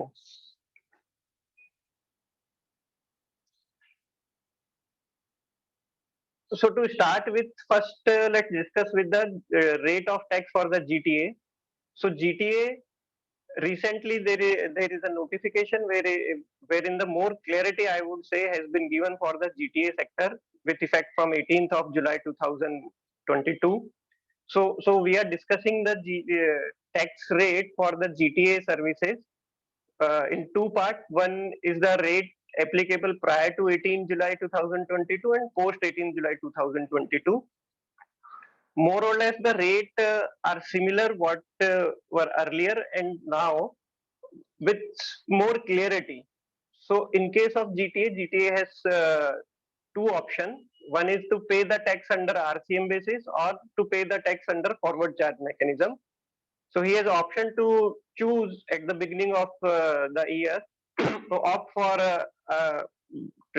a taxation wherein the recipient will pay the tax under reverse charge basis, or alternatively the GTA can opt to pay tax under forward charge mechanism, wherein again two possible scenario is available to him. One is the pay with 5% without claim of input tax credit, or pay at the rate of 12% with the claim of input tax credit. Now, let's take a scenario when the GTA has opted for pay the tax under RCM, wherein the recipient will pay the tax and GTA will not pay the tax. So here, two persons, when GTA is opting for RCM, then let's examine the GST impact from both the end, from the GTA perspective and from the recipient perspective. So from the GTA perspective, when GTA is opted for paying the tax under RCM, then he is not required to pay tax on his outward supply. Recipient will pay tax on RCM basis. Second, if the GTA is registered person, if GTA is registered person, we will see in subsequent slide that GTA in this case has an option to take the registration or not to take the registration. We'll see those areas subsequently.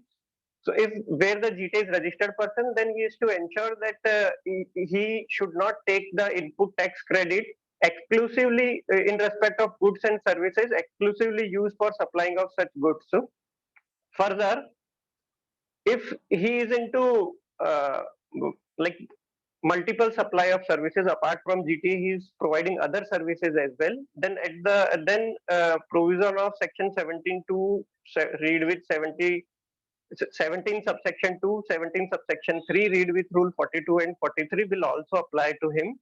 He has to reverse the input tax credit taken on common goods and services in proportionate manner as specified under rule 42.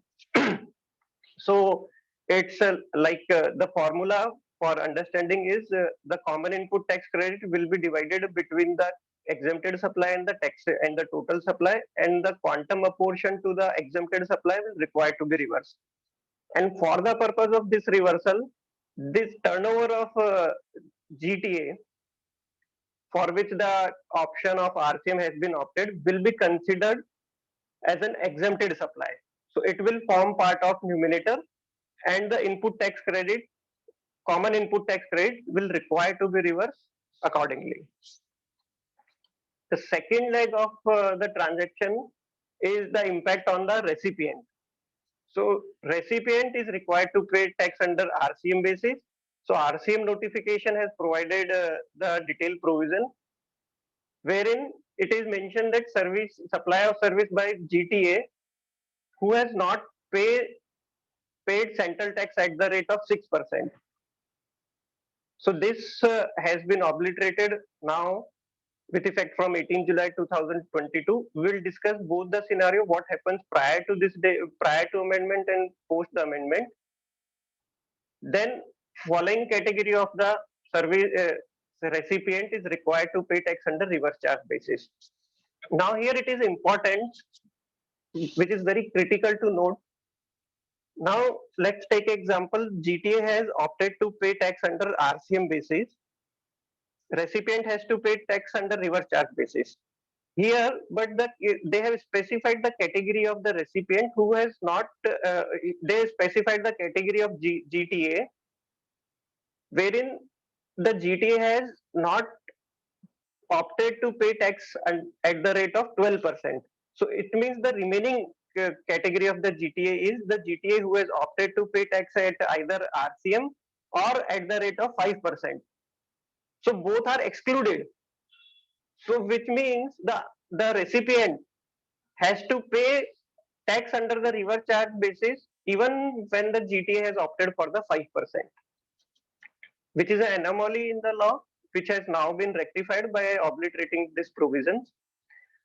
Apart from this, now to make the provisions more clear, this entry more clear, this proviso has been inserted to this entry, which says that nothing contained in this entry shall apply where the registered person excises to pay tax under forward charge basis and issue a tax invoice and mail declaration in prescribed format. So now post this amendment, it has been more clear that where the GTA has opted to pay tax under forward charge mechanism, recipient will no longer required to pay tax under RCM basis. Option 2, wherein the GTA has opted to pay tax under forward charge basis. Under forward charge basis, GTA has two options.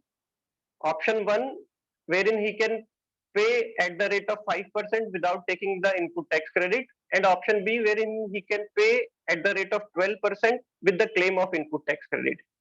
When the GTA is opting for 5%, it comes with a condition. Condition 1 is that he should not take the credit of goods and services which are exclusively used for supplying such services, or same as we have seen in the case of RCM, he is required to reverse common input tax credit proportion to exempted supply and total supply. And here, for the purpose of Rule 42, the turnover of GTA taxed at the rate of 5% will be considered as exempted supply. Whereas no such condition is attached with respect to the 12%. Next condition is option. Once GTA is exercising the option to pay under forward charge basis, then GTA is required to make a declaration in Annexure 5 on or before the 15th March of the preceding financial year. So for financial year 23-24, declaration should have been filed by 15th March 2023, which is very basic thing. But we have come across many instances wherein the GTA has failed to file the declaration. And this time, like when initially this option was introduced, somewhere in August 2020, somewhere in July 2022, the due date for filing such declaration was 18th August. That time it was supposed to be filed manually, but now it is required to be filed online.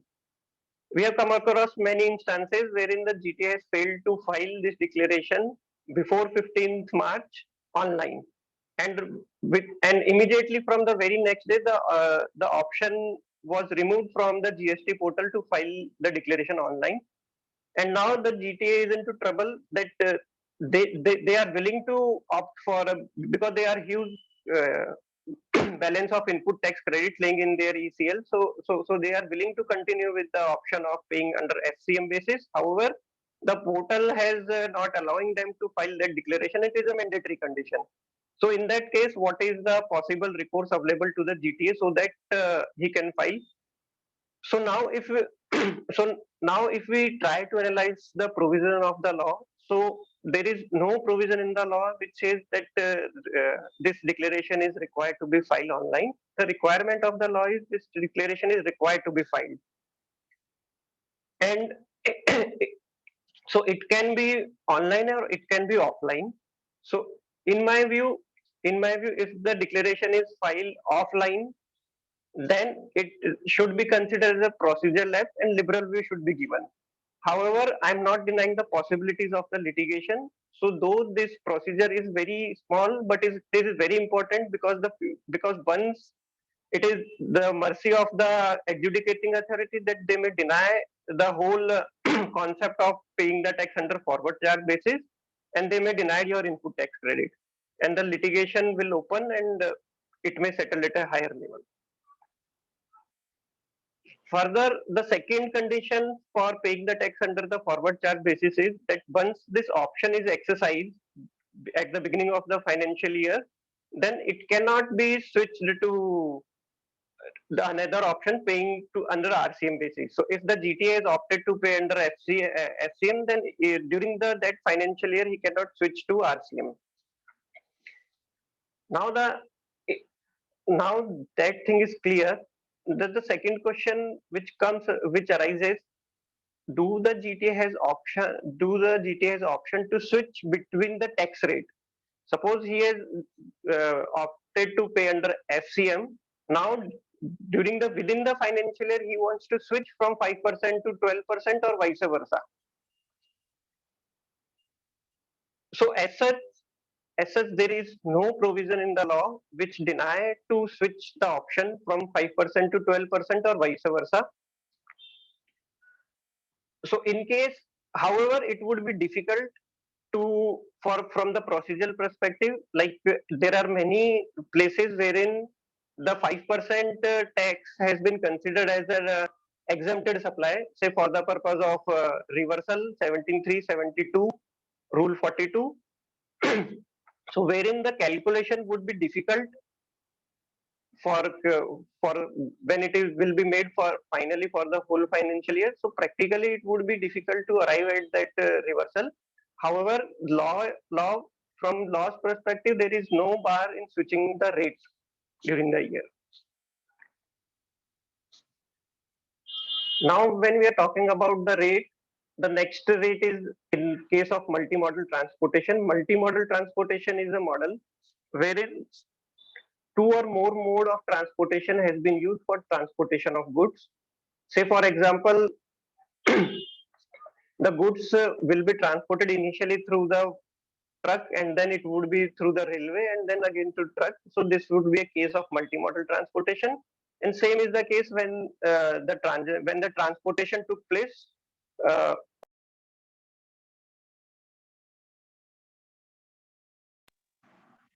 wherein multimodal are used for transportation of goods. Say the initially the road transportation, the ocean or sea freight, or sea transportation, air transportation, and then again road transportation. So this is called as multimodal transportation. So this entry has been introduced uh, with effect from July 2018, wherein it has been said that when the multimodal transportations are used for the transportation of goods, the rate would be 12%. Now, friends, when this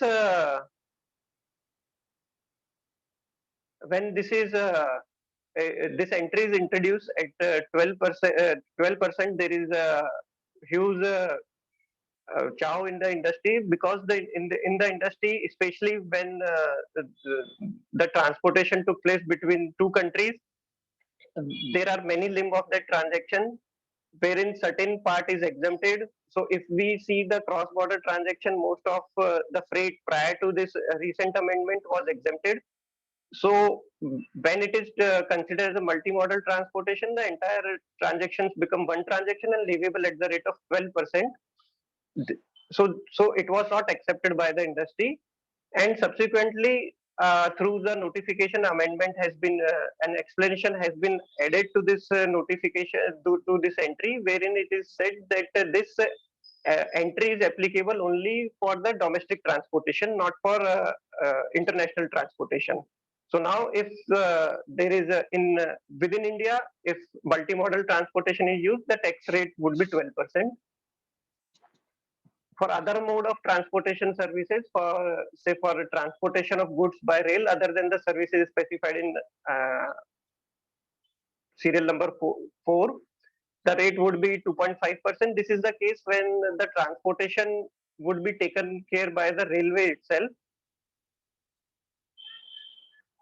Second is the transportation of goods in a vessel. So when the goods are transported through sea route, the effective rate of tax would be 5%.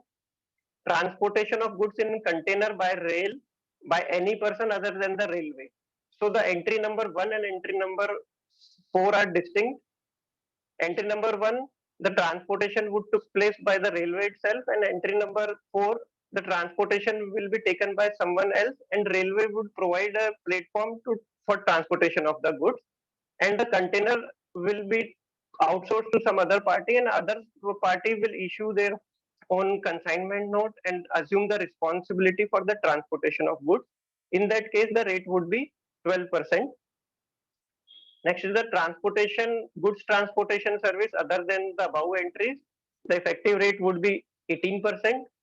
In this case, the air transportation through the aircraft, transportation through the aircraft would come because there is no specific entry for aircraft. So transportation services through aircraft will attract 18% of the rate.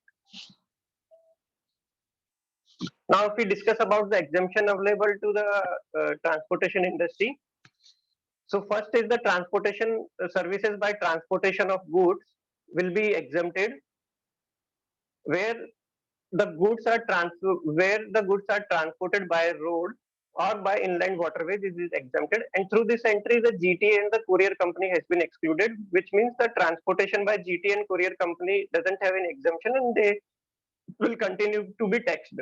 Whereas the transportation of goods will remain exempted. Transportation of goods means that or goods transport operator, commonly we known as GTO. So GTA will be taxable and GTO would be exempted. Now there is a very wide debate about the differentiation between the GTO and GTA. We will discuss in detail in subsequent slides. Right now we are touching upon the legal provisions, the entry, what the rates exemptions are. Services provided by GTA by way of transportation in goods carriage of in respect of agriculture produce, milk, salt, food grain, including flour, pulses, and rice. So here the entry cover only the milk, not the dairy products. So except milk, all the dairy products will not cover under this entry. Organic manure, newspaper and magazines, relief material meant for victim of natural and man-made disaster, calamities, accident and mishap. So here the one poser will come. Relief material mean for victims of natural. So when this COVID vaccination transportation issues came in, then that time it was discussed whether the transportation of COVID vaccination will cover under this entry and will be exempted, and GTA service in respect of transportation of that COVID material will be exempted, especially the vaccination. So here, if we read the entry, it's restrict itself to the relief material meant for victims of the natural and man-made disaster. So relief materials and the victims, these two terms are very much important to understand. Relief material is something, a post-event when something has happened, and to cure that the relief material is being supplied, and the victims. Whereas in case of the vaccination, it is not the relief material, it is precautionary material, and not for the victims, it is for general. So that entry, in my opinion, will not fall under this entry. And next is the defense and military equipment.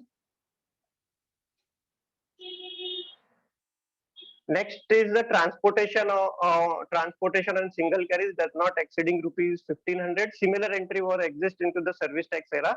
Now this entry has been deleted with effect from 17 July 2022. Services by giving on hire to GTA means of transportation of goods. This is very much important thing. Generally, it is called as transaction between GTA to GTA. We will discuss this entry in detail in subsequent slide. Services provided by GTA to unregistered person. So this is also comes under exemption. Services provided to GTA to government department, which is also under exemption category. Services provided by local tempo truck operator who does not issue consignment note. So through clarification, this has been given. Now let's understand this whole taxability with the help of one example. So we have discussed that entries, the tax rates in respect of the transportation and the exemption entry. Now with the help of this example, we'll apply those rate and exemption in this transaction. So take a case of international consignment wherein the four parties are involved. The first is the vehicle owner, or we commonly called as GTO, goods transport operator, who himself owns the vehicle and transport the goods. So he supplies the goods to GTA, and then GTA in turn supplies to CHA, and CHA finally supplied to the exporters. So the supply made by vehicle owner to the GTA. So basically, it is it can be said that it is a hiring services, hiring of the means of transportation, hiring of the vehicle services, which covers under exemption. So here the exemption will come. Vehicle owner is not required to pay any tax. Then GTA is supplying services to CHA, and then CHA is supplying to the exporter. So this limb of the transaction, here this transaction can take place in two ways. One as a pure agent, wherein the CHA will take the services of GTA as a in capacity of pure agent, and CHA will issue an invoice directly in the name of exporter, and without taking any markup, CHA will recover the exact amount from the exporter and reimburse the same amount to the GTA. Here, the GTA may pay tax either under RCM basis or FCM basis 5% and 12%. If he opted for the RCM, then exporter is required to pay tax under RCM. Here, in case of this CHA transaction, the exporters generally negotiate hard with the CHA for reducing the charge for the clearing services and other services. Therefore, CHA generally keep some markup in the transportation services. So say GTA has charged 10,000 rupees, so CHA will charge 14,000 rupees to the exporter. In this case, now if that is the case, then it won't fall under the pure agent concept. It would be a principal to principal supply, wherein the GTA will issue a consignment note to the CHA, and CHA in turn will issue a consignment note to the exporter. So here the question comes: can for a single transportation two consignment note can be issued? This, for the time being, we are parking. We'll discuss it subsequent slide. Now, from the taxation perspective, if the GTA issue a consignment note, he will issue on GTA. He may pay tax under 5 RCM basis. CHA will take the input tax, pay the tax under RCM, and take the input tax credit. And and in turn, CHA will issue an invoice to the exporter at the rate of 12%, and exporter will take the refund of that input tax.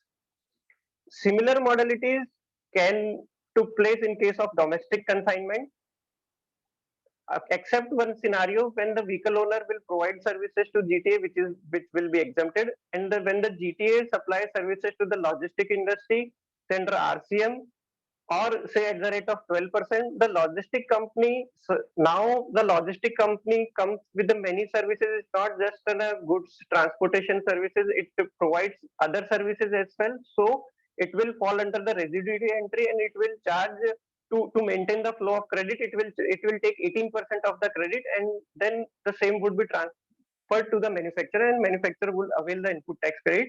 There are many adverse judgment and which says that the logistic company cannot charge a single rate 18% on the whole transaction. It has to split between the GTA separately and the other services as well.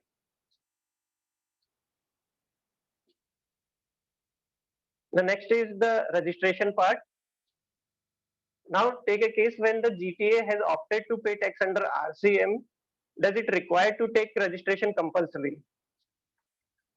So here, let's examine the provisions given under the law. So section 22 providing a requirement for mandatory registration, which says if the aggregate turnover is during a financial year exceeding 20 lakh rupees, then registration is mandatory. If we see the meaning of aggregate turnover includes all taxable supply as well as the exempted supply. So when the GTA is opting for RCM, then the supply made by him cannot be said as exempted supply. Supply is a taxable supply, wherein the tax will be paid by the recipient under RCM basis. So for the purpose of section 2 subsection 6, aggregate the supply made under RCM basis will form part of aggregate turnover, and if the aggregate turnover exceeds 20 lakh rupees, then GTA is required to take registration. To remove this anomaly, a notification 5/2017 has been issued, which made it clear that person who is engaged in making only supply of taxable goods on which tax charge is required to be under RCM, then he is not required to take registration.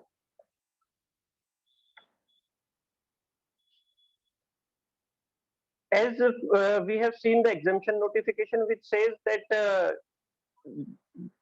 when the GTA services are used for supplying the agriculture produce, then it would be considered as an exempted supply. So here the poser is that the GTA supplying the cotton bales are required to take registration. GTA who supplies GTA service for agriculture produce are exempted supply, does not require to pay tax. The term agriculture produce has been defined, which says that any agriculture produce in respect of which no further processing done, or such processing is done usually by the cultivator or producer, which does not alter his essential character, just to make the product marketable. So there is judgment which says that cotton bales from that perspective are not agriculture produce, therefore the exemption will not be available. There are many such instances wherein the exemption has been availed blindly by the transporter, assuming it's an agriculture produce, but one has to be very careful by taking this exemption, and they have to see whether that the product is actually falling within the meaning of agriculture produce or it doesn't cover into it. Now now the next point is the meaning of GTA. How the term GTA should be interpreted. So term goods transport agency has been defined in the notification itself, which says any person who provides services in relation to transport of goods by road and issue and consignment note by whatever name called is a GTA. Now, what is the consignment note? Under the GST, it has not been, the term consignment note has not been defined anywhere in the GST. However, under the previous regime, under the service tax, the consignment note has been defined. However, under the GST provisions, under Rule 54, subsection Subrule 3, the content of the invoice or any document in lieu of the invoice has been given, which is more or less similar to the consignment note, which specify the requirement of specify the content which are required to be put into that document, which is gross weight, name of consignor, consignee, registration number of the goods carried, detail of the goods transportation, detail of place of origin and destination, goods and service tax identification number of the person liable for payment of tax, whether as a consignor, consignee or GTA, which is very much important that the person who is initiating the transaction is made within the document clear, within the document itself very clear that who is the person who is required to pay the tax. Suppose if he is a GTO, or take a case when a GTA has opted to pay tax under reverse charge basis and the bills or the tax invoice and for that matter any document in lieu thereof has been received to the recipient, then from the recipient end it would be difficult to identify to bifurcate whether it is a GTO or GTA opted for RCM. So here this F entry will help to certain extent to identify whether it is a GTA or GTO. Now the next discussion comes like the basic criteria as we see from the definition of GTA, that GTA is required to issue a consignment note. So if consignment note is issued and no tax has been charged at the either 5% or 12%, then the recipient can assume that it is a supply of GTA and wherein I have to pay tax under RCM basis. Now sometime it is possible that GTA may skip to issue a consignment note. Once if he doesn't issue a consignment note, then it can be said that it is a GTO and his services is exempted. So the question arises over here that whether it is mandatory for GTA to issue a consignment note, because if he doesn't issue a consignment note, then he is not a GTA. If he is not GTA, then it is a GTO. GTO services are exempted. So now the poser before us to examine whether issuance of consignment note is a mandatory condition. Earlier in service tax era, there are many tribunal judgments which validates this requirement that yes, GTA is required to issue a consignment note. It is mandatory for the GTA to issue a consignment note. That is from the tax perspective. Even from the goods, the Carriage of Goods Act, or now the Goods by Road Act, which govern the transportation industry, which mandate that here it speaks about a similar document known as good forwarding receipt and having the same content as there in the consignment note. So under that Carrier Act, for the transporter, issuance of consignment note is a mandatory condition. And even from the industry's perspective, the practice largely taken by the industry. So whenever the consignor or consignee is handing over their goods for transportation to a transporter, they are expecting some document from him to validate the custody and to transfer the responsibility over the GTA to the transporter. Even under the Contract Act, the transporter become the bailey of the goods, and it's become the responsibility of the GTA for safe transferring the goods from one place to another place. So from all this perspective, issuance of consignment note, it is a mandatory requirement. It cannot be skipped. So to draw a thin line between the GTO and GTA is the GTA is required to issue a consignment note. There is no such requirement is there for GTO. However, it is not on the contrary, it is not mandatory for GTO not to issue a consignment note because the Carriage of Goods Act or the General Business Practices never says that the consignment note is not required to be issued when the goods are transported by a GTO. So GTO at his option may or may not issue a consignment note, but for GTA it is essential for him to issue a consignment note. This recent KM Translogistic AR judgment is there, which is contrary to this view, wherein they held that no, for GTA, issuance of consignment note is an optional. The essence of the said documents is so even that document is not issued, the obligation of the respective parties are implied. But as the line I have discussed, so in my view, the issuance of consignment note, considering the various aspects, it is mandatory for GTA to issue a consignment note. Even for not from the GST perspective, from other perspective, from the carriage perspective, and from the and the business perspective, GTO is also issuing a consignment note. Now the second issue we discussed in the previous example, can the two consign note can be issued? So say for example, in this chain of the transaction, the vehicle owner has provided services to GTA, wherein he may or may not issue consignment note and his services will be exempted under the exemption notification. Now in turn, GTA is supplying services to CHA and CHA to exporter. Now, when the GTA is providing services on principal to principal basis, not as a pure agent, he will issue invoice to CHA, maybe under forward charge basis or reverse charge basis, and he'll issue a consignment note to CHA, and in turn, CHA will issue his consignment note to the exporter. Here, there is no bar from any of the law wherein two consignment note cannot be issued. However, as a practice of industries, there is generally one consignment note which is being issued.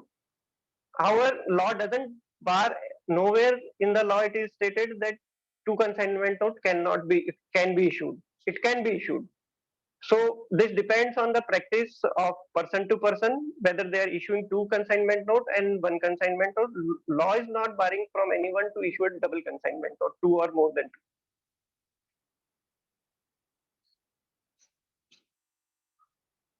The next is about the exemption. So here a poser before us, GTA Limited is a water supply company entered into a contract with builder for supply of water for their site at Thane, Maharashtra. So here is a GTA and a builder. GTA has agreed to provide the water services at builder site. So whether this transaction will attract the GST. So here the transaction between the parties, the GTA Limited and the builder, is to supply the water. So here two supplies are included. One is the supply of the water along with the transportation services. So it is a composite supply. When it is a composite supply, then it is required to see the essential character, dominating factor. And what is the dominating factor? It has been governed by the market practices. There are many checkpoints wherein we can test whether this is a dominant supply. In this transaction, from my view, it is the water supply which the builder, which is a dominant supply, and water being an exempted supply, therefore the whole transaction become exempted. No GST is required to be paid by the GTA or the builder. If we discuss this transaction from different perspective, wherein the contract, wherein say the builder is having their own site and he asked the transporter to collect the water from his site and deliver it to another site. So here the role of the GTA Limited is to transportation of the water. He is not responsible for the water. So here the transaction is different. He is acting as a pure supplier of the transportation services. So here it is not an exempted supply. It would be taxed according to the provisions we have discussed earlier, either by GTO then exempted, or if GTA then RCM, FCM, whatever the case is. Filing declaration online. So this we have discussed. Now coming to the international logistic, this is from the uh, domestic perspective, road transportation. Now we are moving to the international logistics, mainly the sea transportation and the air transportation. So if we understand the whole transportation side, how this took place, so this is between the two countries. Two parties are involved, exporters and importers. The agent at India, agents at overseas countries, and many permutation and combinations are possible. So it is very complex transaction, and various Incoterms are involved. So primarily the transaction is like from the shipper's factory. If we give a walk through the transactions hierarchy, so it's started from the shipper's factory. Then from road transportation, it reaches to the custom port, and at custom port, the clearing uh, aspect would take place, and from custom ports, the goods will be transported to another country customs port, and then the clearing procedures will take place, and then from foreign countries custom port to the importers warehouse, it will reach it. So in this whole flow of the transaction, various services are involved, which is various mode of transportations are involved, various persons are involved, various terms and conditions are involved. So those are required to be examined very carefully. So first, the question comes over here whether it is a composite supply, or it is a mixed supply, or it is a separate supply. So take an example. There is a Limited, which is exporter, which hired services of a shipper to transport of his goods from his warehouse to the importer in USA. In this case, in this case, this transaction can happen in multiple ways depending on the Incoterms agreed between the exporter and importer.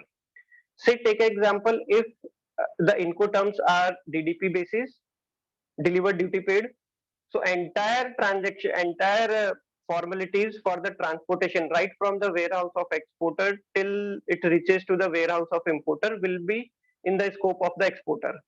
So local transportation, then clearance at the domestic port, then the sea or air freight, and then the clearance at the foreign port, and then the road transportation from foreign port to the importer's warehouse will be in the scope of the exporter.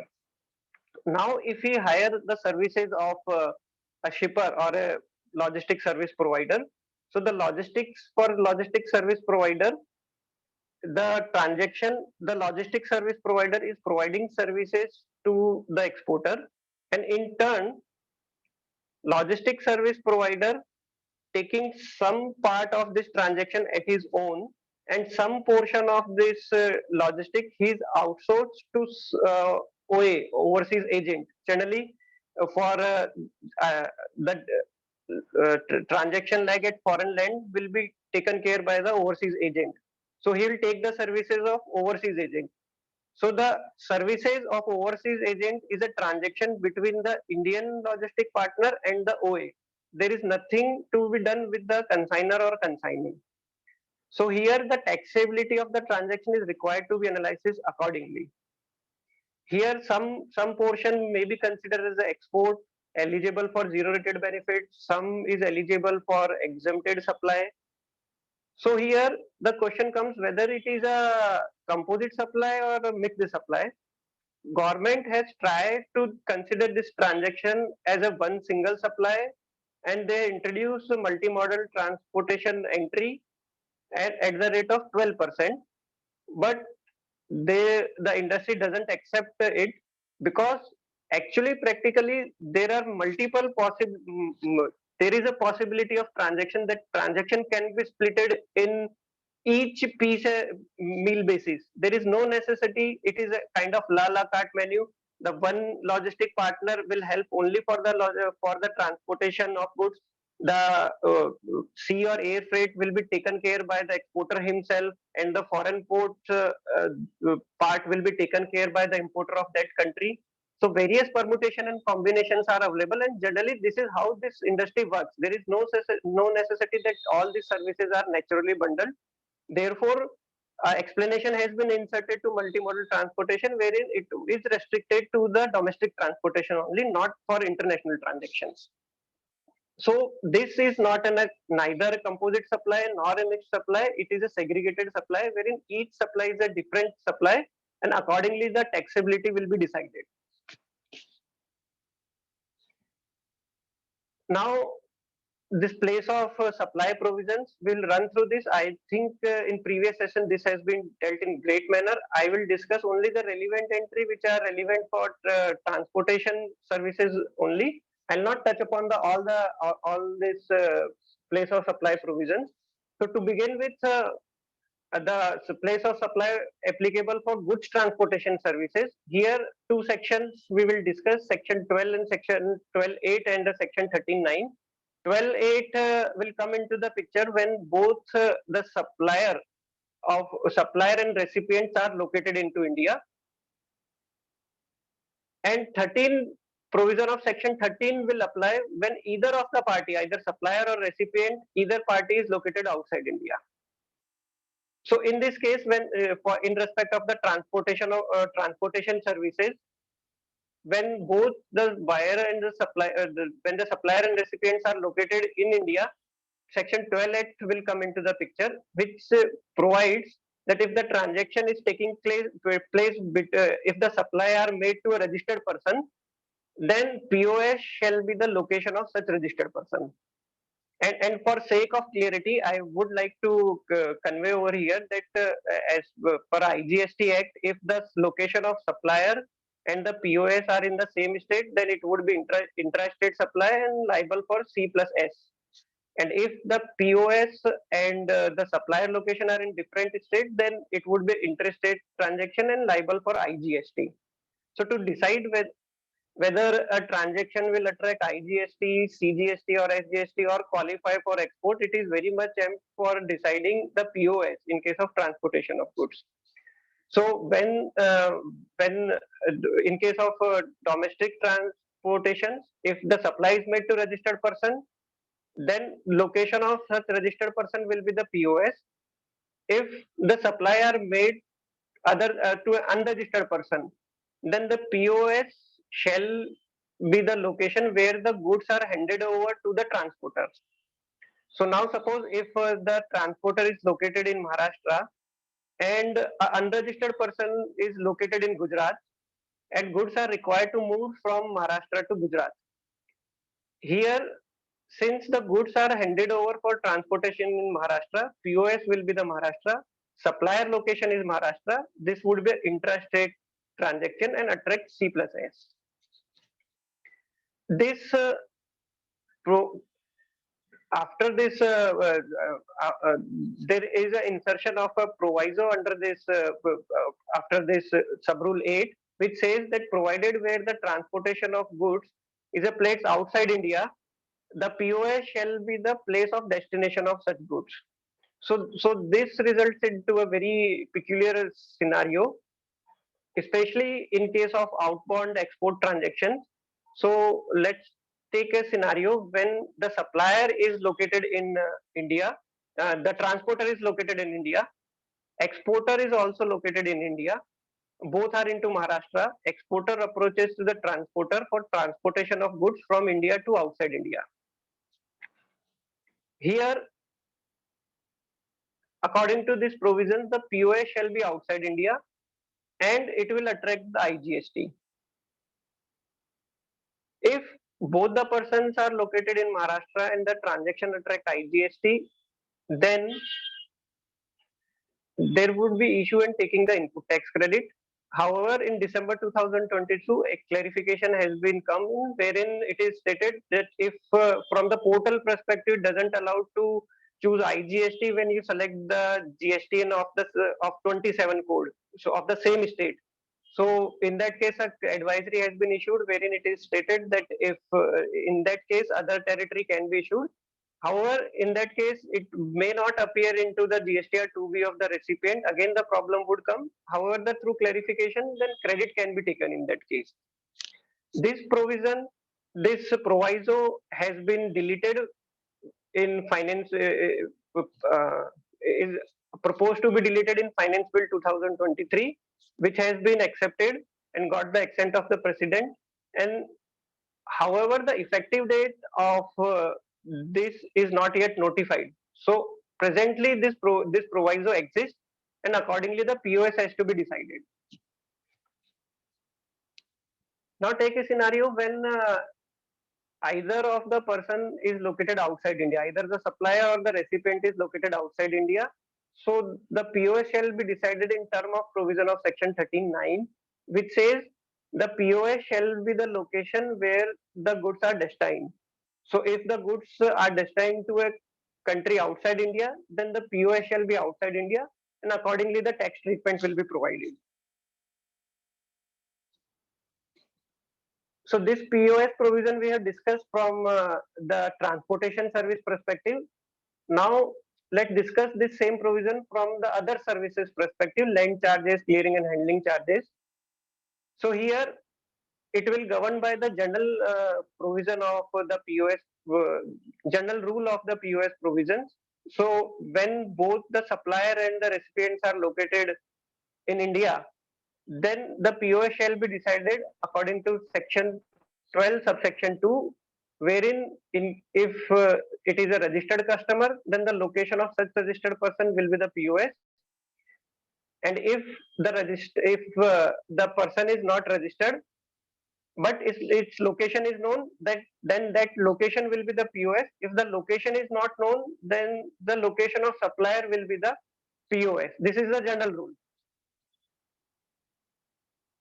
Similarly, when take a scenario when the supplier and the recipient either of is located outside India, then the general provisions according to the general rules, the location of the recipient is known, then the POS shall be that location. If the location is not known, then the POS shall be the location of the supplier. Here the critical point is the section 13 subsection 3, which says that when the services are actually performed in respect of goods which are required to be made physically available, then the POS shall be the location where such services are performed. Take an example where a transporter or a logistic provider is helping to a foreign person for clearing of his goods. So he is providing services, clearing services to a foreign person. So in respect of a goods, the location of supplier is India, location of recipient is outside India. He is receiving payment in foreign currency, but the location of that supply is India. The POS according to 13 subsection 3 is India. So it is not qualified for export benefit and tax is required to be paid.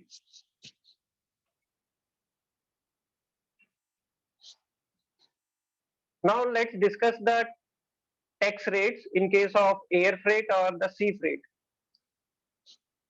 So these rates are scattered at various ways. Some are through exemption, some are through exports benefit. I tried to bring all the possible rates or possible scenarios under this table, wherein I had divided in two parts. One is when the transportation took place through air or when the transportation took place through sea. So what will be the taxability? So let's take a case when the transaction took place through air. So in case of air transportation, two possible scenarios there. One is the inbound transportation one is the outbound transportation. So logistics service provider is providing services in the relation of import of goods and the export of goods to an Indian customer, and same time the same services to a foreign customer. So four scenarios will create. We'll discuss the taxability in each of this scenario. Export air and customer is Indian. So the logistic provider, the service provider is providing services to an Indian customer in relation to the export of goods. So he will be raising invoice to the Indian exporter. Indian exporter in turn will will make the export of goods. So his services is become taxable from with effect from 30th of September 2012. Earlier, this air freight services were exempted through the rate notification, but that entry comes with a sunset clause, and that sunset clause has not been further extended post 30th 9 2022. So that exemption has been withdrawn. So now that now that services become taxable, there is no more exemption. So the basic idea for removing this exemption was that ultimately, if this person, the logistic service provider, will bear the incidence of tax, so he is not bearing the incidence of tax. He is passing the incidence of tax to the exporters, and exporter in turn is eligible for the refund of the taxes as per his own working. He would be eligible for exemption. So this exemption has been withdrawn. Then the second scenario, export air, wherein the services are provided to a person located at foreign territory. Here the service provider's location is India. Recipient is outside India. POS. Now here we need to understand the period under which such transaction is taking place. In this case, in this particular case, the recipient is located outside India. So the POS will be decided in terms of provision of Section 13. Section 13 says, in case of transportation of goods, the POS shall be the location where goods are destined. So in case of export fare, the goods are destined to foreign country. So POS will be outside India. So this transaction will qualify for export benefit. Third is the import air to an Indian customer. So logistic service provider is helping Indian importer for transportation of goods from foreign country to India. So this will again be exempted through a notification. So incoming air freight is exempted. Whether the services is provided to an Indian customer or to a foreign customer, it will remain exempt because of the exemption entry. Same is not the case for the ocean freight, sea freight. So especially for incoming ocean freight, the supply is earlier not exempted even prior to this amendment. Now it is not. So there is no change. So even prior to amendment, it was taxable if it is provided to Indian customer, and if it is provided to foreign customer, then it depends on the Incoterm. If it is a FOB basis, take a case when import freight, ocean freight is transportation service, sea transportation services is provided by a logistic service provider in India, and he is providing services to a person located in foreign territory. Foreign exporter is asking to help in transportation of his goods. So he is making a contract with a shipper located outside India. That shipper is raising invoice on the logistic service provider in India. So it is an import of service. And if it is the Incoterm is FOB basis, then the incidence will be borne by the Indian transporter, and he will pay tax under reverse charge basis. However, when the Incoterms are agreed on CIF basis, then the Indian person is no more longer for payment of freight. It is the responsibility of the foreign exporter to make the payment of tax. However, through special rule and this notification 10, the importer, not the logistic service provider, it is the importer of the goods made liable for payment of tax under reverse charge basis. So here it results into the double taxation, because when the goods are transferred for CIF basis, so it includes of the cost of insurance as well as the freight, and which is subject to levy of IGST during the clearance of such goods from the Indian Custom Station. And same time, the tax has the freight component has been taxed. Now again, the same freight component is required to be taxed under RCM basis. So this has been held unconstitutional, and the matter in case of Mohit Mineral. So first, the Gujarat High Court gives favorable judgment, then the appeal is preferred before the Supreme Court, and Supreme Court again says that this is not required. This levy doesn't is invalid, is not required to be paid. Similarly, for export seed transaction, when the logistic provider is providing services for export providing freight services in case of export of goods. So when it is provided to an Indian customer, it would be taxable. However, it would be taxable from 30th of September 2022 onward. However, if the same is provided to a person located outside India, then he would be eligible for export benefit.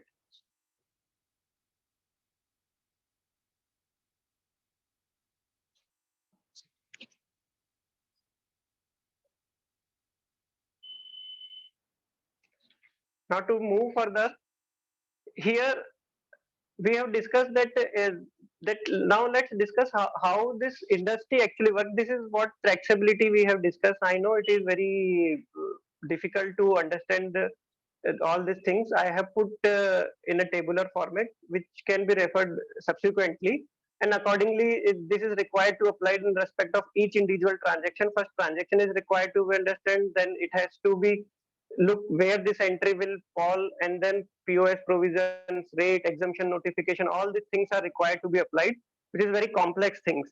So when we are discussing here, it's become complex when it has to be applied actually in when the CHA is actually doing this work, all this permutation and combination, and the accountant sit with that CHA, then application of those provisions in respect of each transaction, to whom the services has been provided, what is the Incoterm, whether it is an inbound transaction, outbound transaction, it becomes very difficult.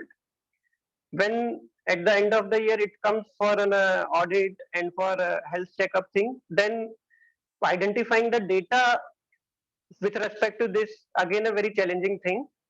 But this provision has to be kept in mind, and then accordingly working can be delivered. Now within this transaction, it becomes very to understand how the industry is working. So we have discussed this air freight, sea freight services as provided. Now let's examine how industry is actually working, because that also affects the transactions. And there are many litigation in service tax era on this issue. So what happens when this cargo booking through agent? So generally what happens, this sea and air freight industry, the transaction, the sale of the space in a vessel or an aircraft is generally distributed through a agent network. So in that case, this agent work in two ways. One, when they actually work as an agent for the transporter, for the shipper, and the second scenario when they do not act as an agent but they act as a principal of the transaction. So what happens, we are first discussing the scenario and the taxability when the agent is acting as an agent, not on principal to principal basis. So take this transaction here. There is a airline and shipping. There is a shipping agency which actually perform the transportation. He appoints an agent who market his services and sell his space to the customer. Here the customer in turn will pay the money to the agent, and agent, after keeping his margin, transfer the remaining money to the shipper. Now here, how to identify whether this is a agency agency transaction or principal to principal transaction. So here what happens when the shipper, actual shipper, here issue a house airway bill, and agent will issue the same house airway bill to the customer. So booking will be done for cargo through the agent. Airway will mention the name of the customer or the consignor.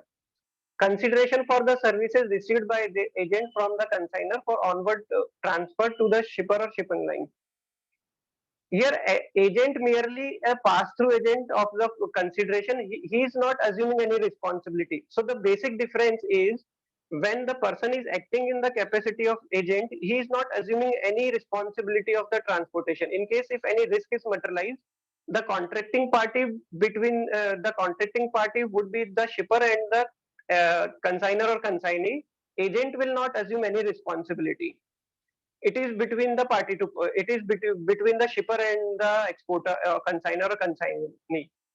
In this case, the services provided by the agent will be a intermediary services. He is acting in the capacity of intermediary.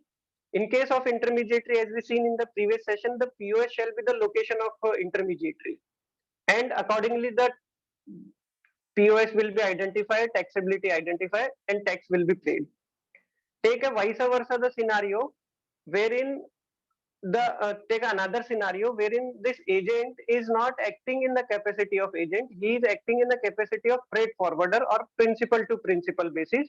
Here the shipper is selling space to the freight forwarder, and he is issuing his house airway bill or BL to the freight forwarder, and in turn freight forwarder issuing his house airway bill or BL to the consignee or consignor. Here in this leg of the transaction, the transaction is independent between the consignor and consignee and the freight forwarder.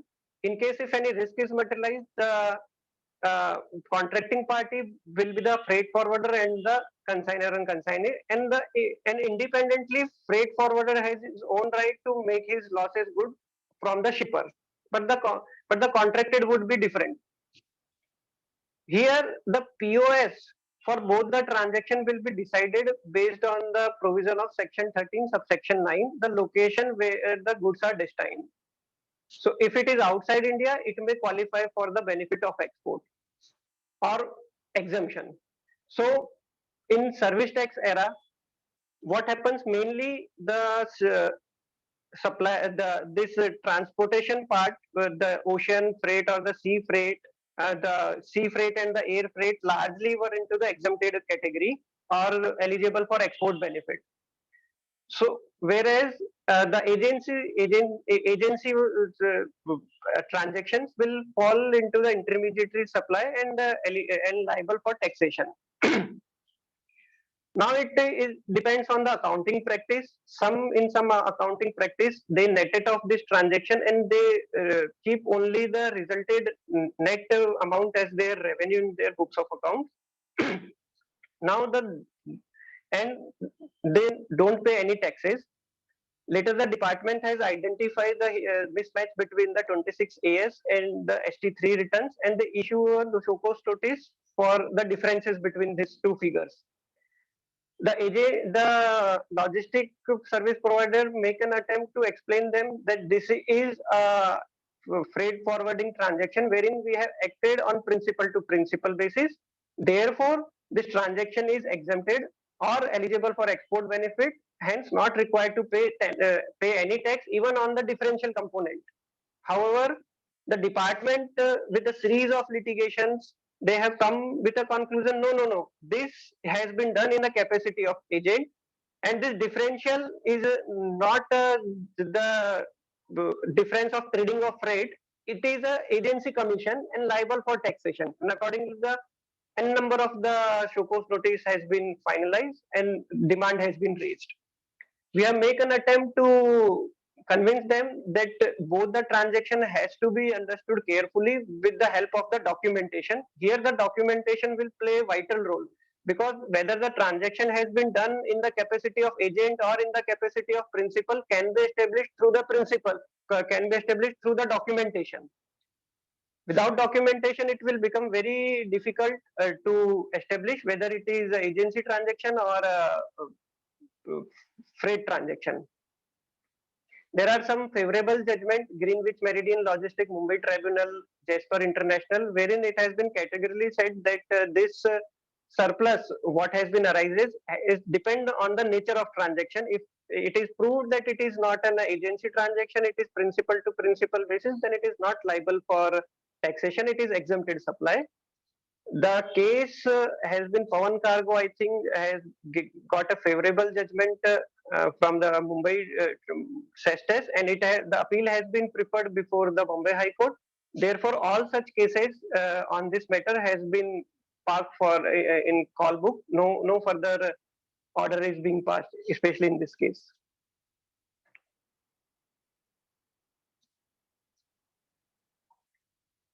Here again, a thing for discussion will come, the reversal of export ocean freight, Rule 42. So we have seen that prior to amendment, September 2022, prior to September 2022, export freight were eligible, were exempted because of the exemption entry. So they say shipper, the logistic service provider is located in India. He is providing services to a person located outside India in respect of export of goods. So the POS shall be outside India, location of recipient outside India, receiving foreign currency, eligible for export benefit. However, once this exemption has been withdrawn, this transaction will become taxable. So once it is become taxable, no question of reversal of common input tax rate will arise. However, prior to that amendment, when it was eligible for exemption, we have experienced the case that this exemption for the purpose of Rule 42. So Rule 42 says that common input tax credit is required to be apportioned between taxable supply and exempted supply, and the portion apportion to exempted supply is required to be reversed. So is this ocean freight is also considered as an exempted supply, and the credit has been reversed. But that is not the case. If we read the rule, explanation to Rule 42, 43, which says that the value of supply of services by way of transportation of goods by vessel from custom station of clearance in India to a place outside India will not form part of exempted supply. So this should not be considered while calculating the reversal under Rule 42.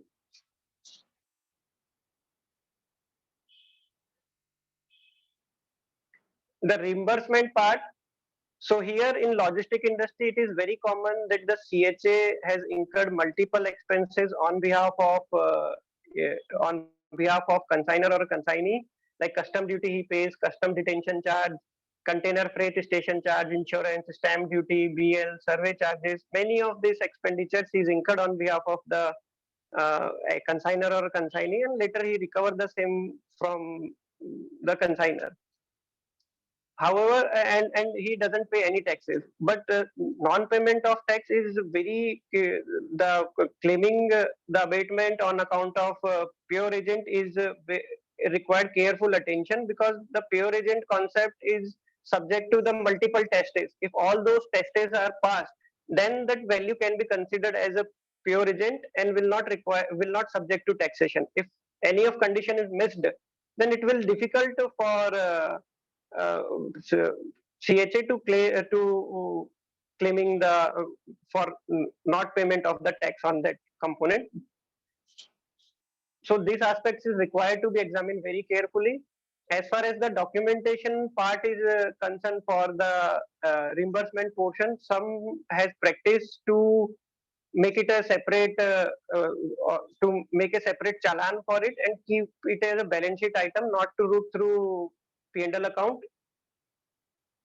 So sometimes their consignor insists that we don't want a separate debit note for this thing.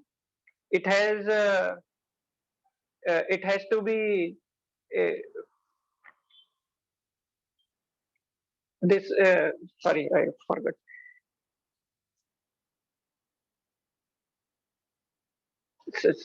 So sometimes the consignor insists that they do not want a separate debit note. They want that it should be within the invoice. So at the max, for a better practice, they can at least make a separate line item and keep it in a separate column. And accordingly, the invoice can documentation can be prepared.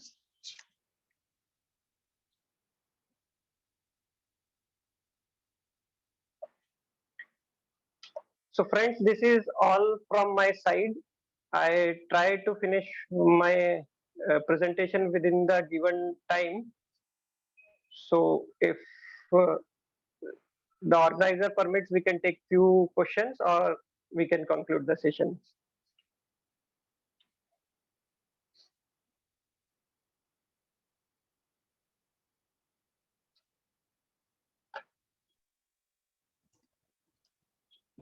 I think there is one question is there, sir. Yeah. Hello. So there is Yeah. one question is there in the chat box. It says how to justify freight forwarding services, buying space and selling of space are on a principal basis between shipping line, Indian freight forwarder, freight forward. See here in this case, like as I mentioned earlier, it is totally depend on the documentation, how the documentation are prepared and kept. So prove that it is between on principal to principal basis. Generally, the house airway bill has to be seen. If the house airway bill is issued by the intermediary, then he is the person assuming the responsibility. They are required to take registration under ITA, and if they are issuing house airway bill, then or the BL, then it is on principal to principal basis. It can be considered he is assuming the responsibility of any risk, and through that document it can be proved. However, we have make an attempt to present our case that even in the absence thereof, if the overall conduct and the overall document of the transaction is sufficient to prove that the transaction has been taken on principal to principal, one may take a chance over that also. It is not necessarily be a house airway bill. Even on the conduct of the transaction, chances can be taken. It is very subjective. There is no straight answer that in absence of the house airway bill, the justice will be granted, but a chance can be taken.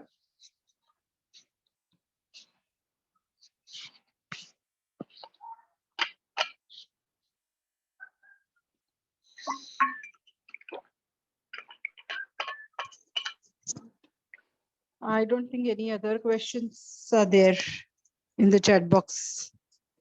So I think we should conclude something. I think time is also up.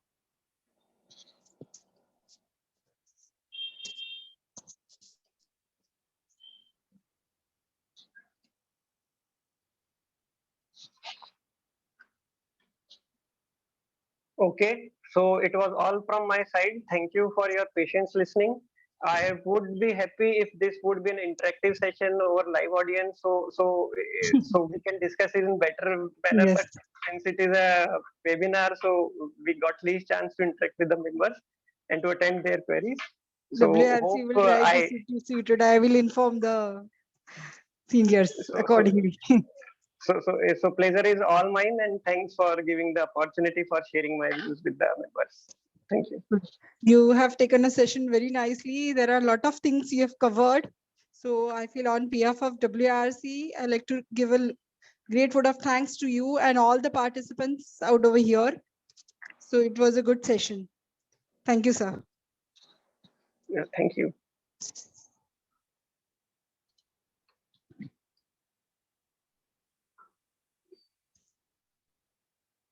I think we can call off. Okay. Yeah. Thank you, sir. Yeah, welcome. Thank you.